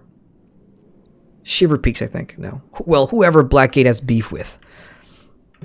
Alright, Max. Jillian says, I think the waiting period put a damper on that. They can sell raids for gold, but not for money. Oh, we're talking about selling raids, back to selling raids. Yeah, I didn't have the gold, so I didn't do it. We got Teresa Awesome says, hi. Hello, Teresa. How are you doing? Thickness. Who DF is you? Well, I can be whoever you want me to be. Clear says, is that an offer to take us out for drinks if we come over? Sure. If you guys want to, well, if you guys visit Malaysia, let me know in Discord, and I can take you out. The food's gonna be a problem though. Like if you guys can't handle spicy food, we may have a problem. It's not all spicy food though, and you know, drinking's not a problem. We've got drinking spots everywhere. The nightlife is decent if you guys like that. I'm not much of a nightlife person myself, but I do drink a lot. Mason says hi. Hello, Mason. Sorry if I'm getting to your chat late, you guys. Monster says the standards of the modern game journalist has truly fallen. One of the reasons why I think a lot of us that do reviews really we try to counter the mainstream crap, because it's so frustrating when you've played a game that you know wasn't good objectively, and then you see them sponsored article. Oh, 8 out of 10, IGN, yay. I mean, like, really?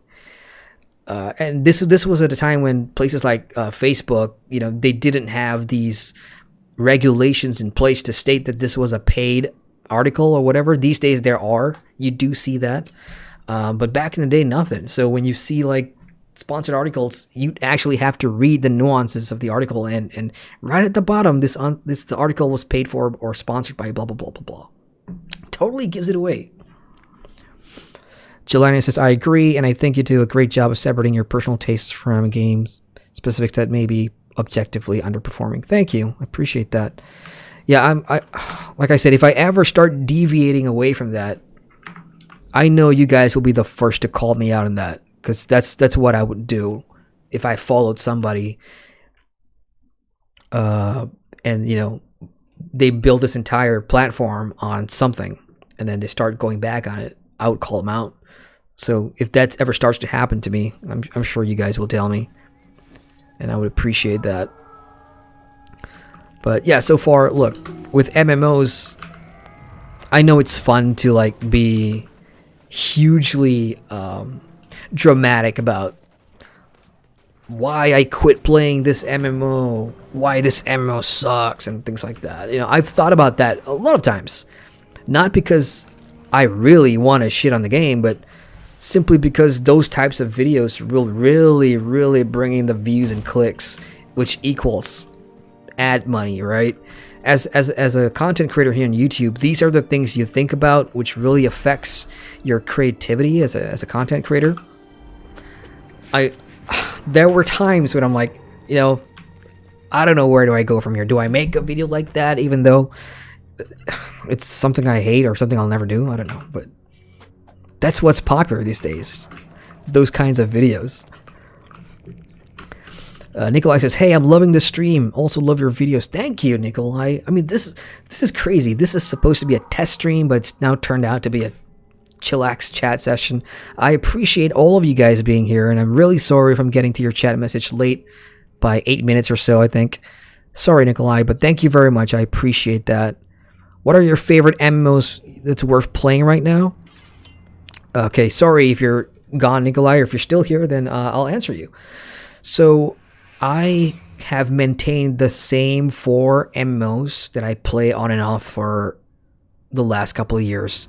I initially started with Lord of the Rings Online. That was my first MMO for close to 6-7 years.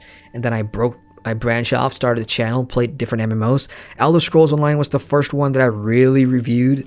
And I play that today. That's one of my favorites. Guild Wars 2, which is what I'm playing right now, was the next review after ESO. Fell in love with it instantly, and I do play it today. World of Warcraft is the third, and I've got Final Fantasy XIV as the fourth. Now, these are MMOs. 2 of them are subscription-based, while the third one is optional, but I've got 3 out of these 4 on subscription. So that's how much I spend time on these games. As for what's worth playing, that's hard. As I said in one of my earlier IMO videos, I think last week's one, you know, when it comes to recommendations, I am not the best, because I can be somewhat over diplomatic in my answers, even though, see, I want you to play as many as you can to find the one that really suits you, because every MMO offers something really different depending on what you're looking for. If you want a proper theme park MMORPG that has all the quest hub crawls and great story and cinematics and great soundtracks, and you can play solo with your friends, I'm gonna default to the most boring of answers. You know, games like World of Warcraft and Final Fantasy XIV. And for free-to-player versions, you could try, I don't know, any of the fantasy ones, Lotro, DDO, Star Trek Online even, Neverwinter, Star Wars The Old Republic, if you're a Star Wars fan. So, plenty of options out there. So you gotta, think about what you want to do: PvP, PvE, or you want to try all three. If you want to try all three, I'd recommend Guild Wars 2 because I think it's one of the MMOs out there that actually has the best of a balance offering. Sean Peterson says, what is the name of this game? This is Guild Wars 2, brother. Jelena says, congrats on those legendaries. Huge accomplishment. I know. And I am here to tell you guys, any Guild Wars 2 players, that I am not ever going to farm for Aura of Vision again on any other version or account. These legendaries... Here, for those that don't know what I'm talking about. So this is your equipment page in Guild Wars 2, and then you've got your usual gear and stuff, right? And then you've got your cloak and your trinkets, rings, and whatever. So legendary trinkets are, fairly recently introduced, and in order to get them, you have to go through like a similar process of getting a legendary weapon. Unlike Generation 1, you could do things like PvE steps, collection steps, do this fractal and click this and whatever. Generation 2 is just get the mats craft. You're good. Vision and Aura, which are the trinkets, they're a mix of both. And for Aura, I struggled with this because this one required me to go back to Living World Season 3, which is how many years ago now? And do meta map events that nobody does anymore. In my time zone, that is. So, and I did this recently. I did this year, and it was a struggle. So if there's anybody thinking about doing legendary trinkets, Aura, Vision, start with Vision because that one requires Living World Season 4. And you'll need your Sky Scale amount, but at least you'll have more people doing it. If you're going to do Aura for the first time, I suggest you get a group of people and do it together. Because going through those Living World Season 3 meta events, for the collection, it kills me, man. I probably will never... Oh, crap. How did I get the boss on me? What? Sneaky much?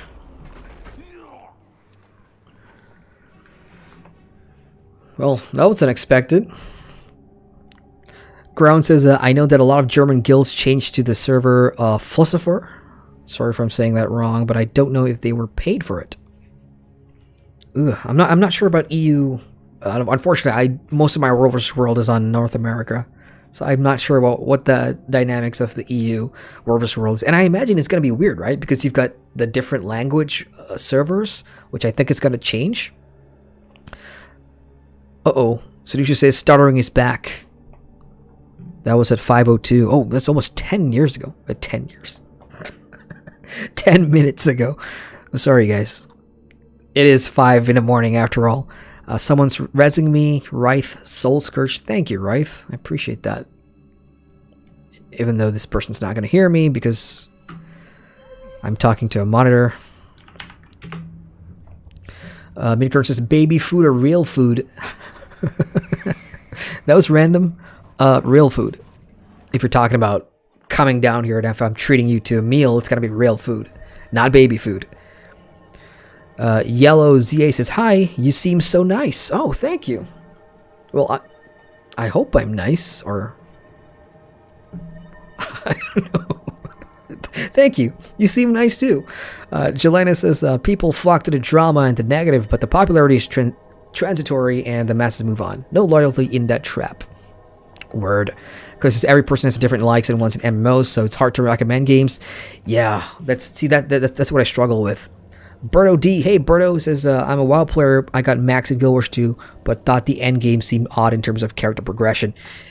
Bingo. That's one of the things that I want to, when I recommend Guild Wars 2, especially, and they get to level 80, and then the big question mark comes. Now what?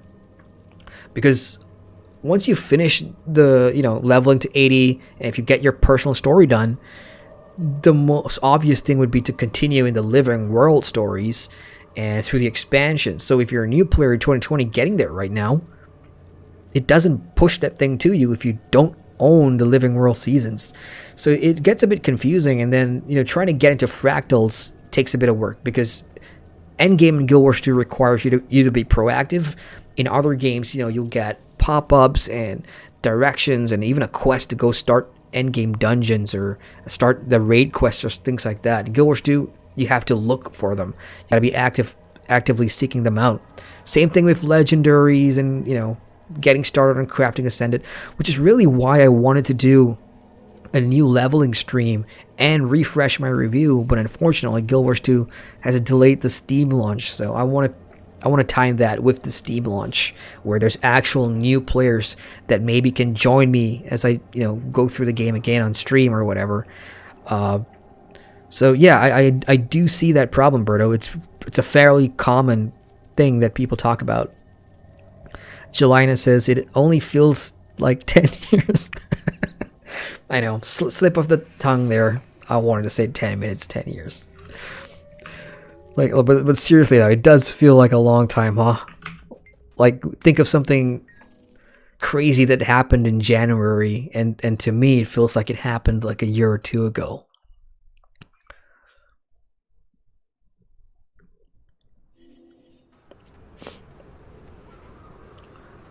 Abel89. Hey, Abel.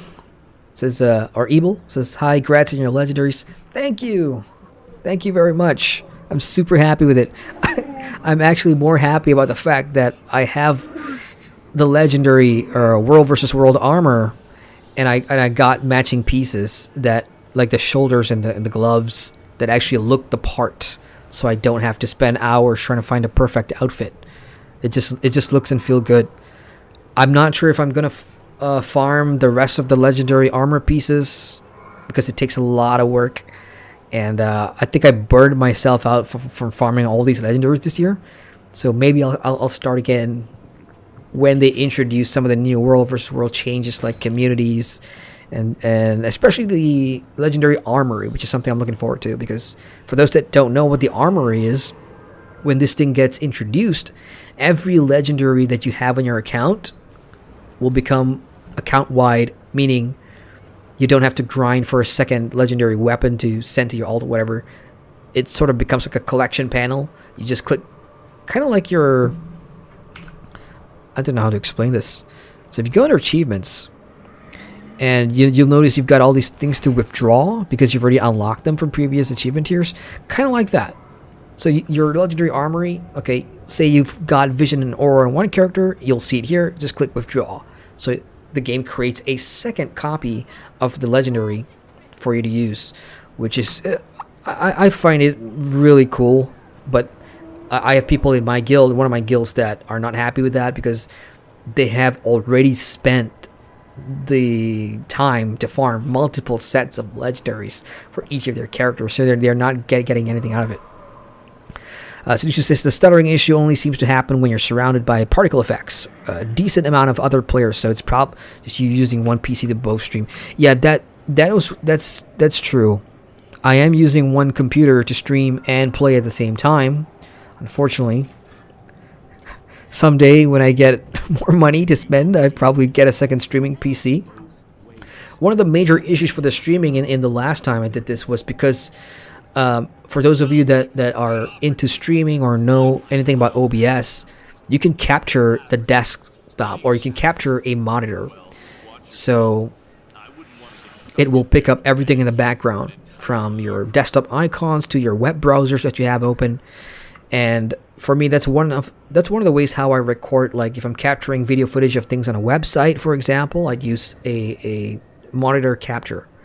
So I've had monitor capture as one of my active sources in OBS below all the other games. So what it was doing is it was slowing down my OBS, and that was causing a lot of the stuttering. And now it's not perfect. Like you said, am I entering a heavily populated area? Not quite, but oh no, what happened? It was so good earlier.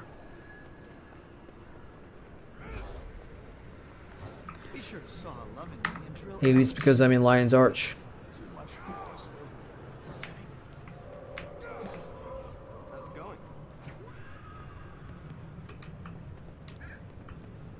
It's coming back every like half a second or something. 1, 2, 3. There's one. 1, 2, 3. 1, 2. Crap. Yeah. Well, it's not as bad as what happened during the Greymore stream, though, so... It was fine the first hour, damn it. Well, I'll figure it out. Maybe it's just because I'm in Lion's Arch. Abel says, you need like 6,000 tickets for a full Legendary War vs. War. Don't remind me. Yeah. What is that? 28 weeks, I think, when I was doing the research, you know, I had the wiki for Legendary Armor just pinned on my browser, and I would wake up in the morning, stare at the amount of tickets, take out my calculator, do the math. I think it was 26 weeks or something for the full set. Okay, checking. Empty area, stuttering. Let's kill something real quick. Strong.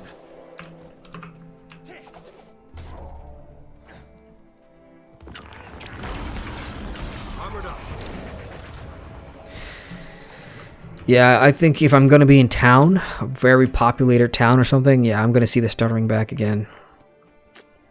Damn it.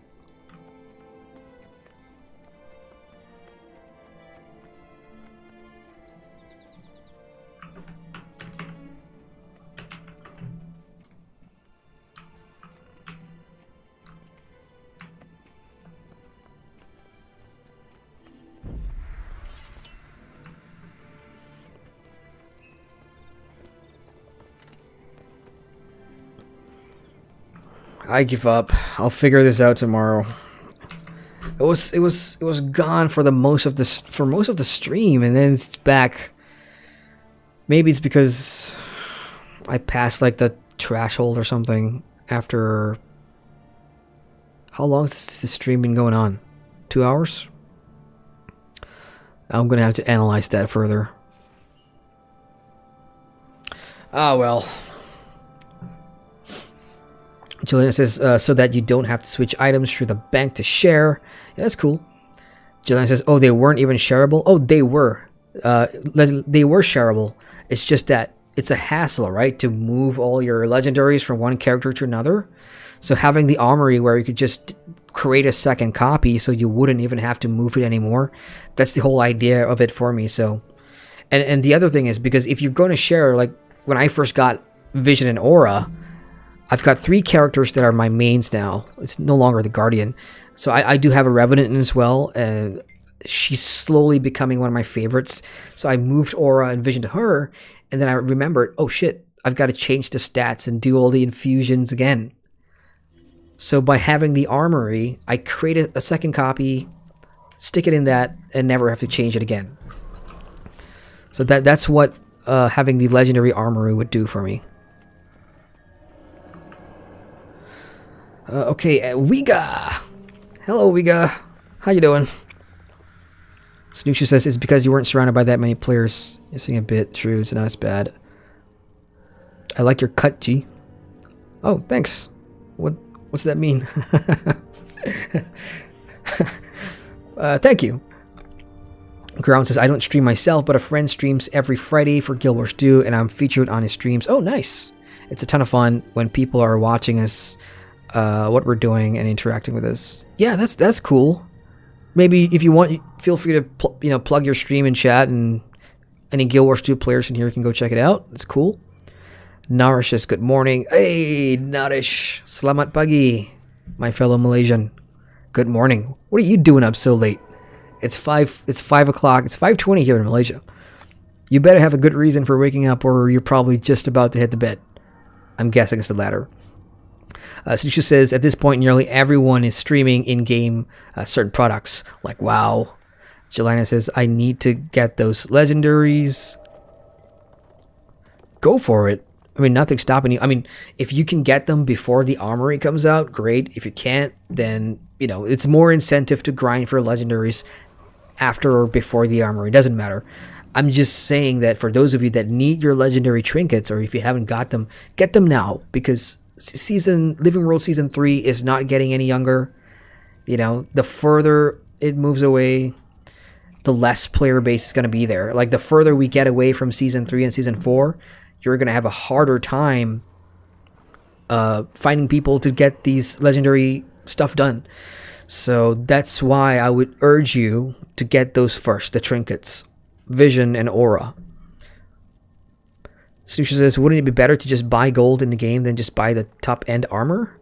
You can't buy armor though. Like, you can buy, I'm pretty sure you can buy Gen 1 stuff, but you can't buy armor unless that's changed recently. Let's see. Yeah, you can buy legendary armor. Like, the closest thing you can do is buy materials for it. Okay, let's say Mystic coins, right? You're gonna need a shit ton of Mystic coins. I believe it's 250 for a piece. Oops. I gotta reset everything. How much is Mystic coins? A piece of coin. Huh? What? Coin. Oh, never mind. I'm under armor. There we go. So it's a gold and 88. So one stack is like 30. Nope.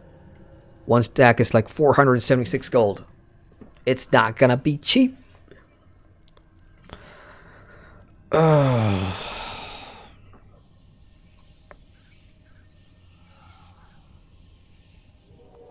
Oh, I see what you're talking about. You're talking about Ascended stuff. Is that what you're talking about? Just buy the top end armor plus weapon for that class in the player market. Or are you talking about RMT and places like Player Auction?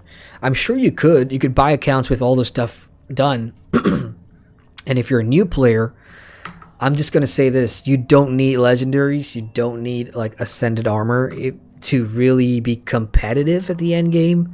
Or even if you're just starting out PvP or doing stuff like that, you don't need them. You really don't. The difference is, it's just nice to have. It really is.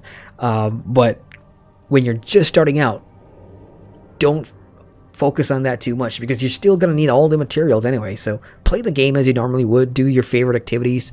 Let those materials stack up. You're going to need lots of Mystic coins, and there's another one that comes very rarely, once a month.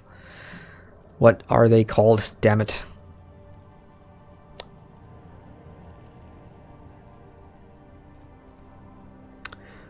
I forgot what they're called, but you're going to need a bunch of other currency that comes very slowly. So just play it at your own pace. Narsha's just about to hit the bed. Haven't watched your streams in a while. That's true. And I suspected that because I know you're a late sleeper, dude. But yeah, the reason why you haven't watched a stream in a while is because I haven't streamed in a while. Simply because it's been 4 months since the Greymore stream.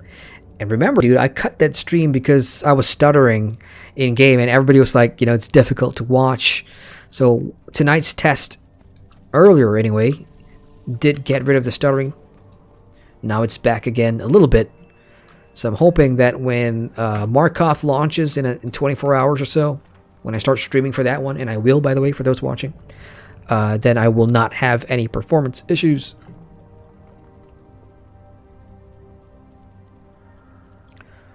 Oh, I just found a whole bunch of other stuff in here. What is this? Chat box frame? Where did that come from? And what do I need a frame for? Oh, look here. I wonder if all this hidden stuff that I forgot I had on stream is actually causing it to like stutter and lag. What else do we got? VC of no header.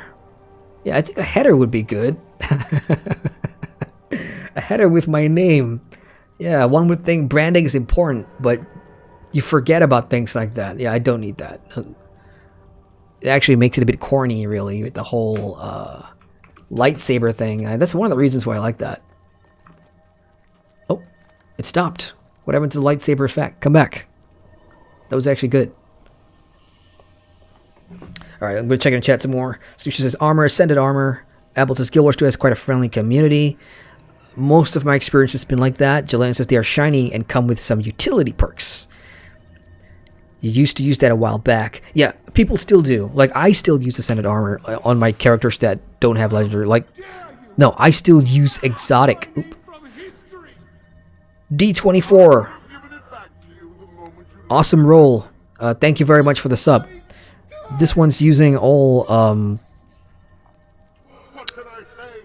hang on a minute. I'm sure I've got to send it on this one. Where's my scented gear?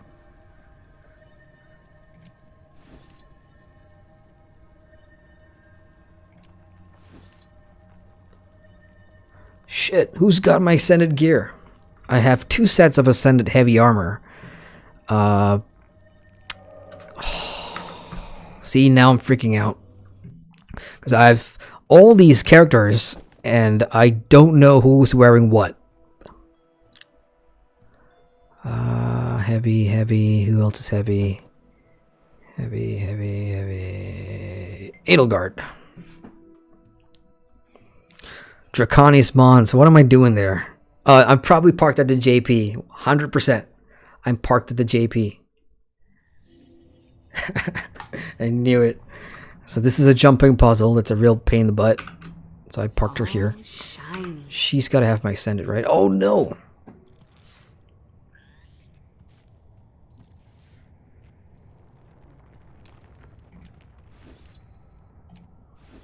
Uh-oh. I am missing gear. Okay, I'll figure that out later. Anyway, so she says you used to use that a while back. We got Mikolai. Hey, Mikolai says, hi, can you show us your characters? Oh, well, it's nothing impressive. I just have a lot of... So I've got one of each class, or actually I've got, yeah, pretty much one of each class. So my main is Haffel. He's the Guardian. I started this guy way back in 2014. Didn't play him for 3 years. Came back in 2017. And then I leveled the Revenant, which was formerly named GRM Adrian. And then I stopped playing that. Went back to the Guardian. I changed the gender in this one. Renamed her to Teyana. And now she's my second most played character. And the other one is for a main. Oh no, I've got Haffel too. He's the same. Oh, now I'm confusing. So I've got 2 Revenants. One is in a solo build, primarily for PV content. This guy was, I can't remember what he was doing, but he was for World vs. World. I've got a Elementalist. This is my main engineer for World vs. World healing. He's in the all the gyro builds. I forgot what specialization that was. I have a Naked Thief, stripped of all gear and armor because I don't play him anymore. Because I've got a new thief. Did I? I don't know. I change characters a lot, but the 3 that I stick with the most are the Revenant, my first Guardian, and I have a Mesmer somewhere. I know this for sure. Where is she? Jenny? Yeah, there. My main Mesmer. Miss Jenny Ruby Jane. If the name sounds familiar to you, good. So those are my 3 main characters. Mikolai. Susha says, but you turned off most of it because it covered a bit too much of the gameplay, if I recall. Did I? Yeah, I think that makes sense. Like the header and the name, it comes with a package. Like in OBS, you can like download templates and stuff. And this one comes with the look. So if you notice at the bottom bar where you see like the latest subscriber, the top donator, whatever, the design is very similar to the header. But for me, I think it's because of ESO. Because in ESO, I've got bars at the top. And if I play WoW and other games that I have add-ons with bars at the top, it kind of covers it. So I don't usually run with the header. So I'm actually going to take that off. There's other stuff too, like the alert box, which is on. And then I've got the event list that, you know, whenever I'm streaming, if anybody like pops donations or whatever, it'll just go there. But I guess I was recording something, so I kind of took it off. Oh, not loading. Oh, there it is. So that goes there. That's about it, really. The rest are all Final Fantasy XIV related stuff. Death numbers and counters, which I showed you guys earlier. They'll come back. Final Fantasy come back, I promise. I'm not done with it. Jar Rogers says, JR says, one of my favorite YouTubers. Oh, thank you, man. Appreciate that. Hello. And I'm sorry, it's just a normal test stream. I said I was gonna talk myself to sleep. I'm actually talking myself awake. it's 5:35 in the morning. Woohoo. So just I'm talking about the stuff you found on the stream, like the header. Yeah. Oh no. Okay, I'm gonna try. That's a long name. I'm so sorry if I get this wrong.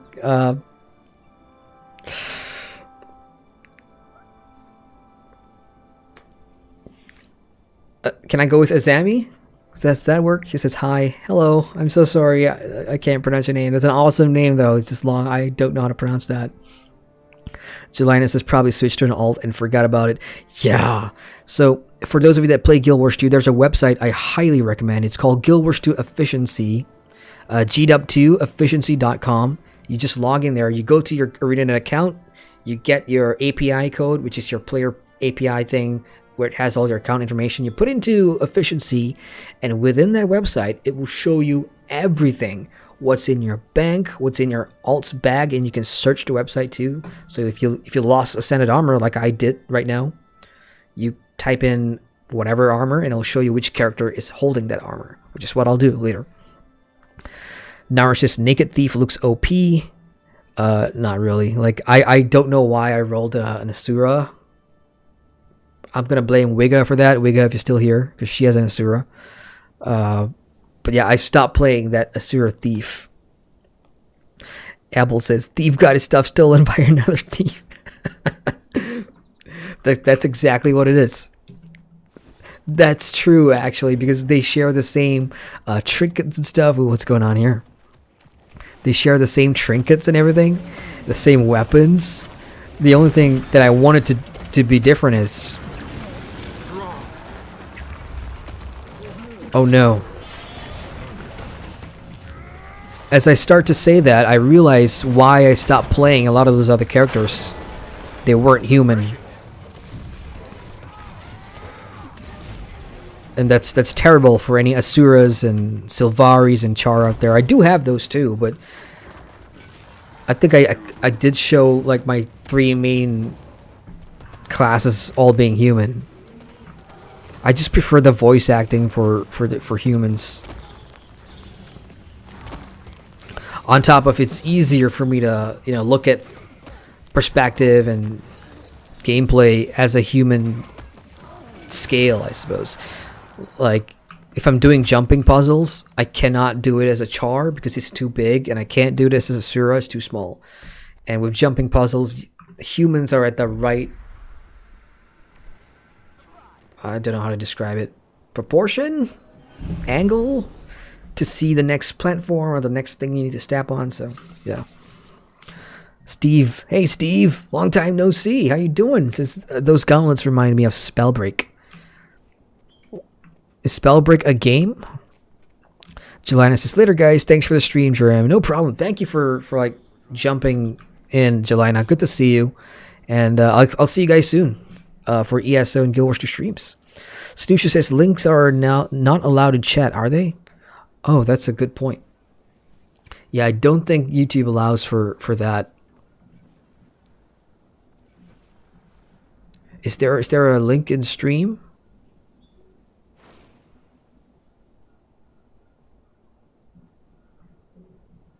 Yeah, I actually don't know if YouTube tells me these things because I'm going to tell you guys, YouTube has changed their platform or their dashboard. So I wish I could show you this because when I stopped streaming in June, the dashboard was different. And now that I'm back, trying to figure out streaming again, the dashboard has changed. So I know it's got to be in here somewhere for me to like remove links.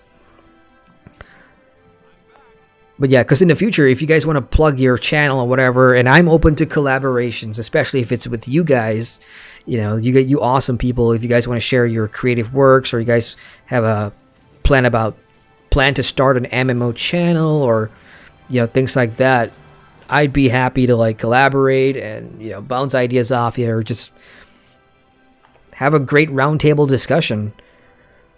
I think that would really be interesting for me as well, just to recharge it, because I've been doing most of these videos like solo, so it'd be nice to have people to talk to. Ground says my mains are also human. High five. Yeah. So she says I'll test it by linking to a search engine. Yeah, go ahead. I'll see if I get the notification, which I should do. Oops. Remove any web addresses and try again. Edit and try again. Is what I got. Linking a DuckDuckGo. What's DuckDuckGo? That's a search engine? Interesting. I've never heard of DuckDuckGo. But okay, that confirms that no links are allowed posting on stream. I'll see what I can do about that for future streams. Okay, so I'll probably hang around for like 5 more minutes. Any requests, guys? Anything you want to see about here in Guild Wars 2 while I'm here? Or if there's any questions you have, or if you guys have suggestions about the next MMO IMO, just what I'm working on at the moment, alongside my November launches, let me have it.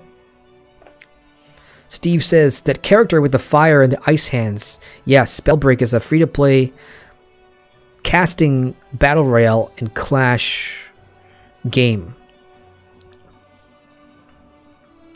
Okay, I think I know what you're talking about now.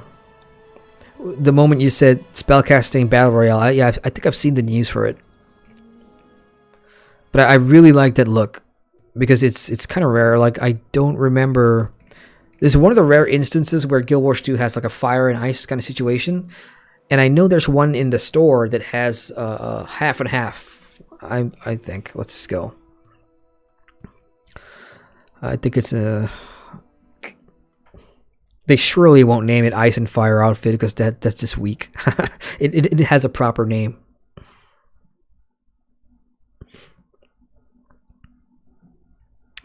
Oh my god, that's right. The Armistice Bastion. This is ever since I one of my World vs. World guildies recommended me to start parking my character in here, and now I just can't do it anywhere else. Let me just get rid of the event list real quick. Yeah, so I kind of wish that the Armistice is a permanent pass, because right now I'm pretty sure it's expired. Yep, it's expired. You can use this for 2 weeks to come back to this little hub, which directly, takes you to the World versus World areas. So it's just easy access for me. And this was when I was farming for my legendary. Kind of why I was stuck here. Anyway, we're here to see the name of the outfit that has Ice and Fire hand. Outfits.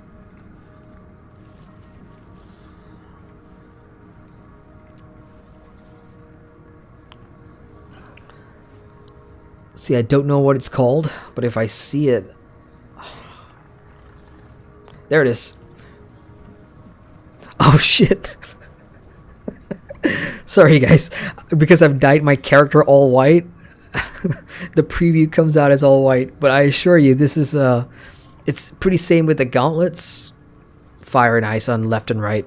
If you guys can see the small preview there. I don't have it, it's not on sale at the moment, but I would totally get it for her because she's got that vibe going on even without that outfit. And to my disappointment, it is called Frostfire. I thought they'd go for something cooler than that, but no. Okay, let's see.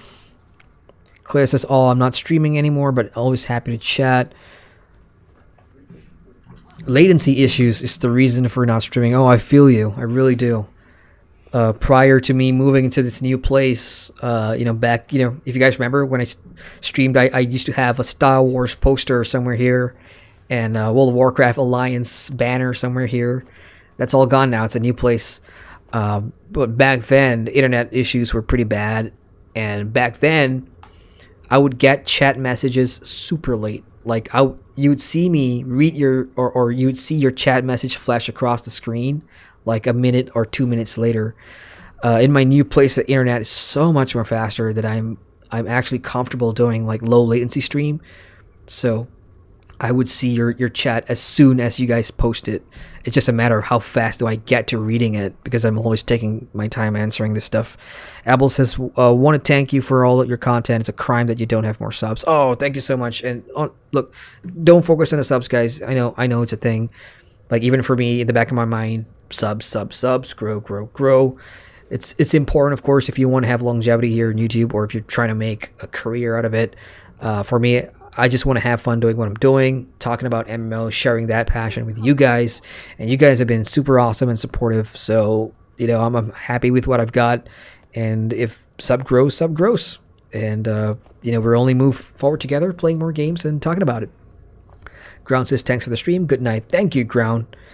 So that's it, I guess. If you guys don't have any more questions or, you know, things that you want to add for the next episode of IMO or any suggestions, you can always leave it in the comments on this stream or any of the other videos. So with that, I guess I should say that the test is successful in a way. No more stuttering, at least, for a few seconds at the start of stream. So what does that mean? That means I will be doing Elder Scrolls Online, Minecraft the DLC. I'm going to be streaming it on the 2nd of November, which is actually today for me in Malaysia. But it would be the 3rd in Malaysia when I start doing that. If there's anyone jumping into Minecraft DLC, ESO, and if you're in the North American server, and if you want to play together tomorrow night, send me a message. We'll make it happen. We'll do a stream for Markov.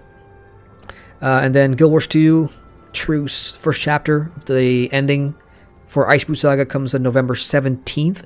I'll be streaming that. And of course, World of Warcraft, Shadowlands, 23rd, I'll be there as well. So lots of streams to look forward to this month. Kind of why I wanted to get this one out of the way, just to make sure I've got everything in place. So with that, the next immediate video will be all the launchers and betas and stuff for November 2020, which will be out in about 10 hours from now. Alright guys, enjoy the rest of your Sunday if you're in the West, and if you're in the East where I'm at, take it easy. It's Monday, and have a good week. That's it from me, you guys. Thanks so much for being here. I appreciate you hanging out and chatting with you guys. Awesome. I'll see you soon. Take care.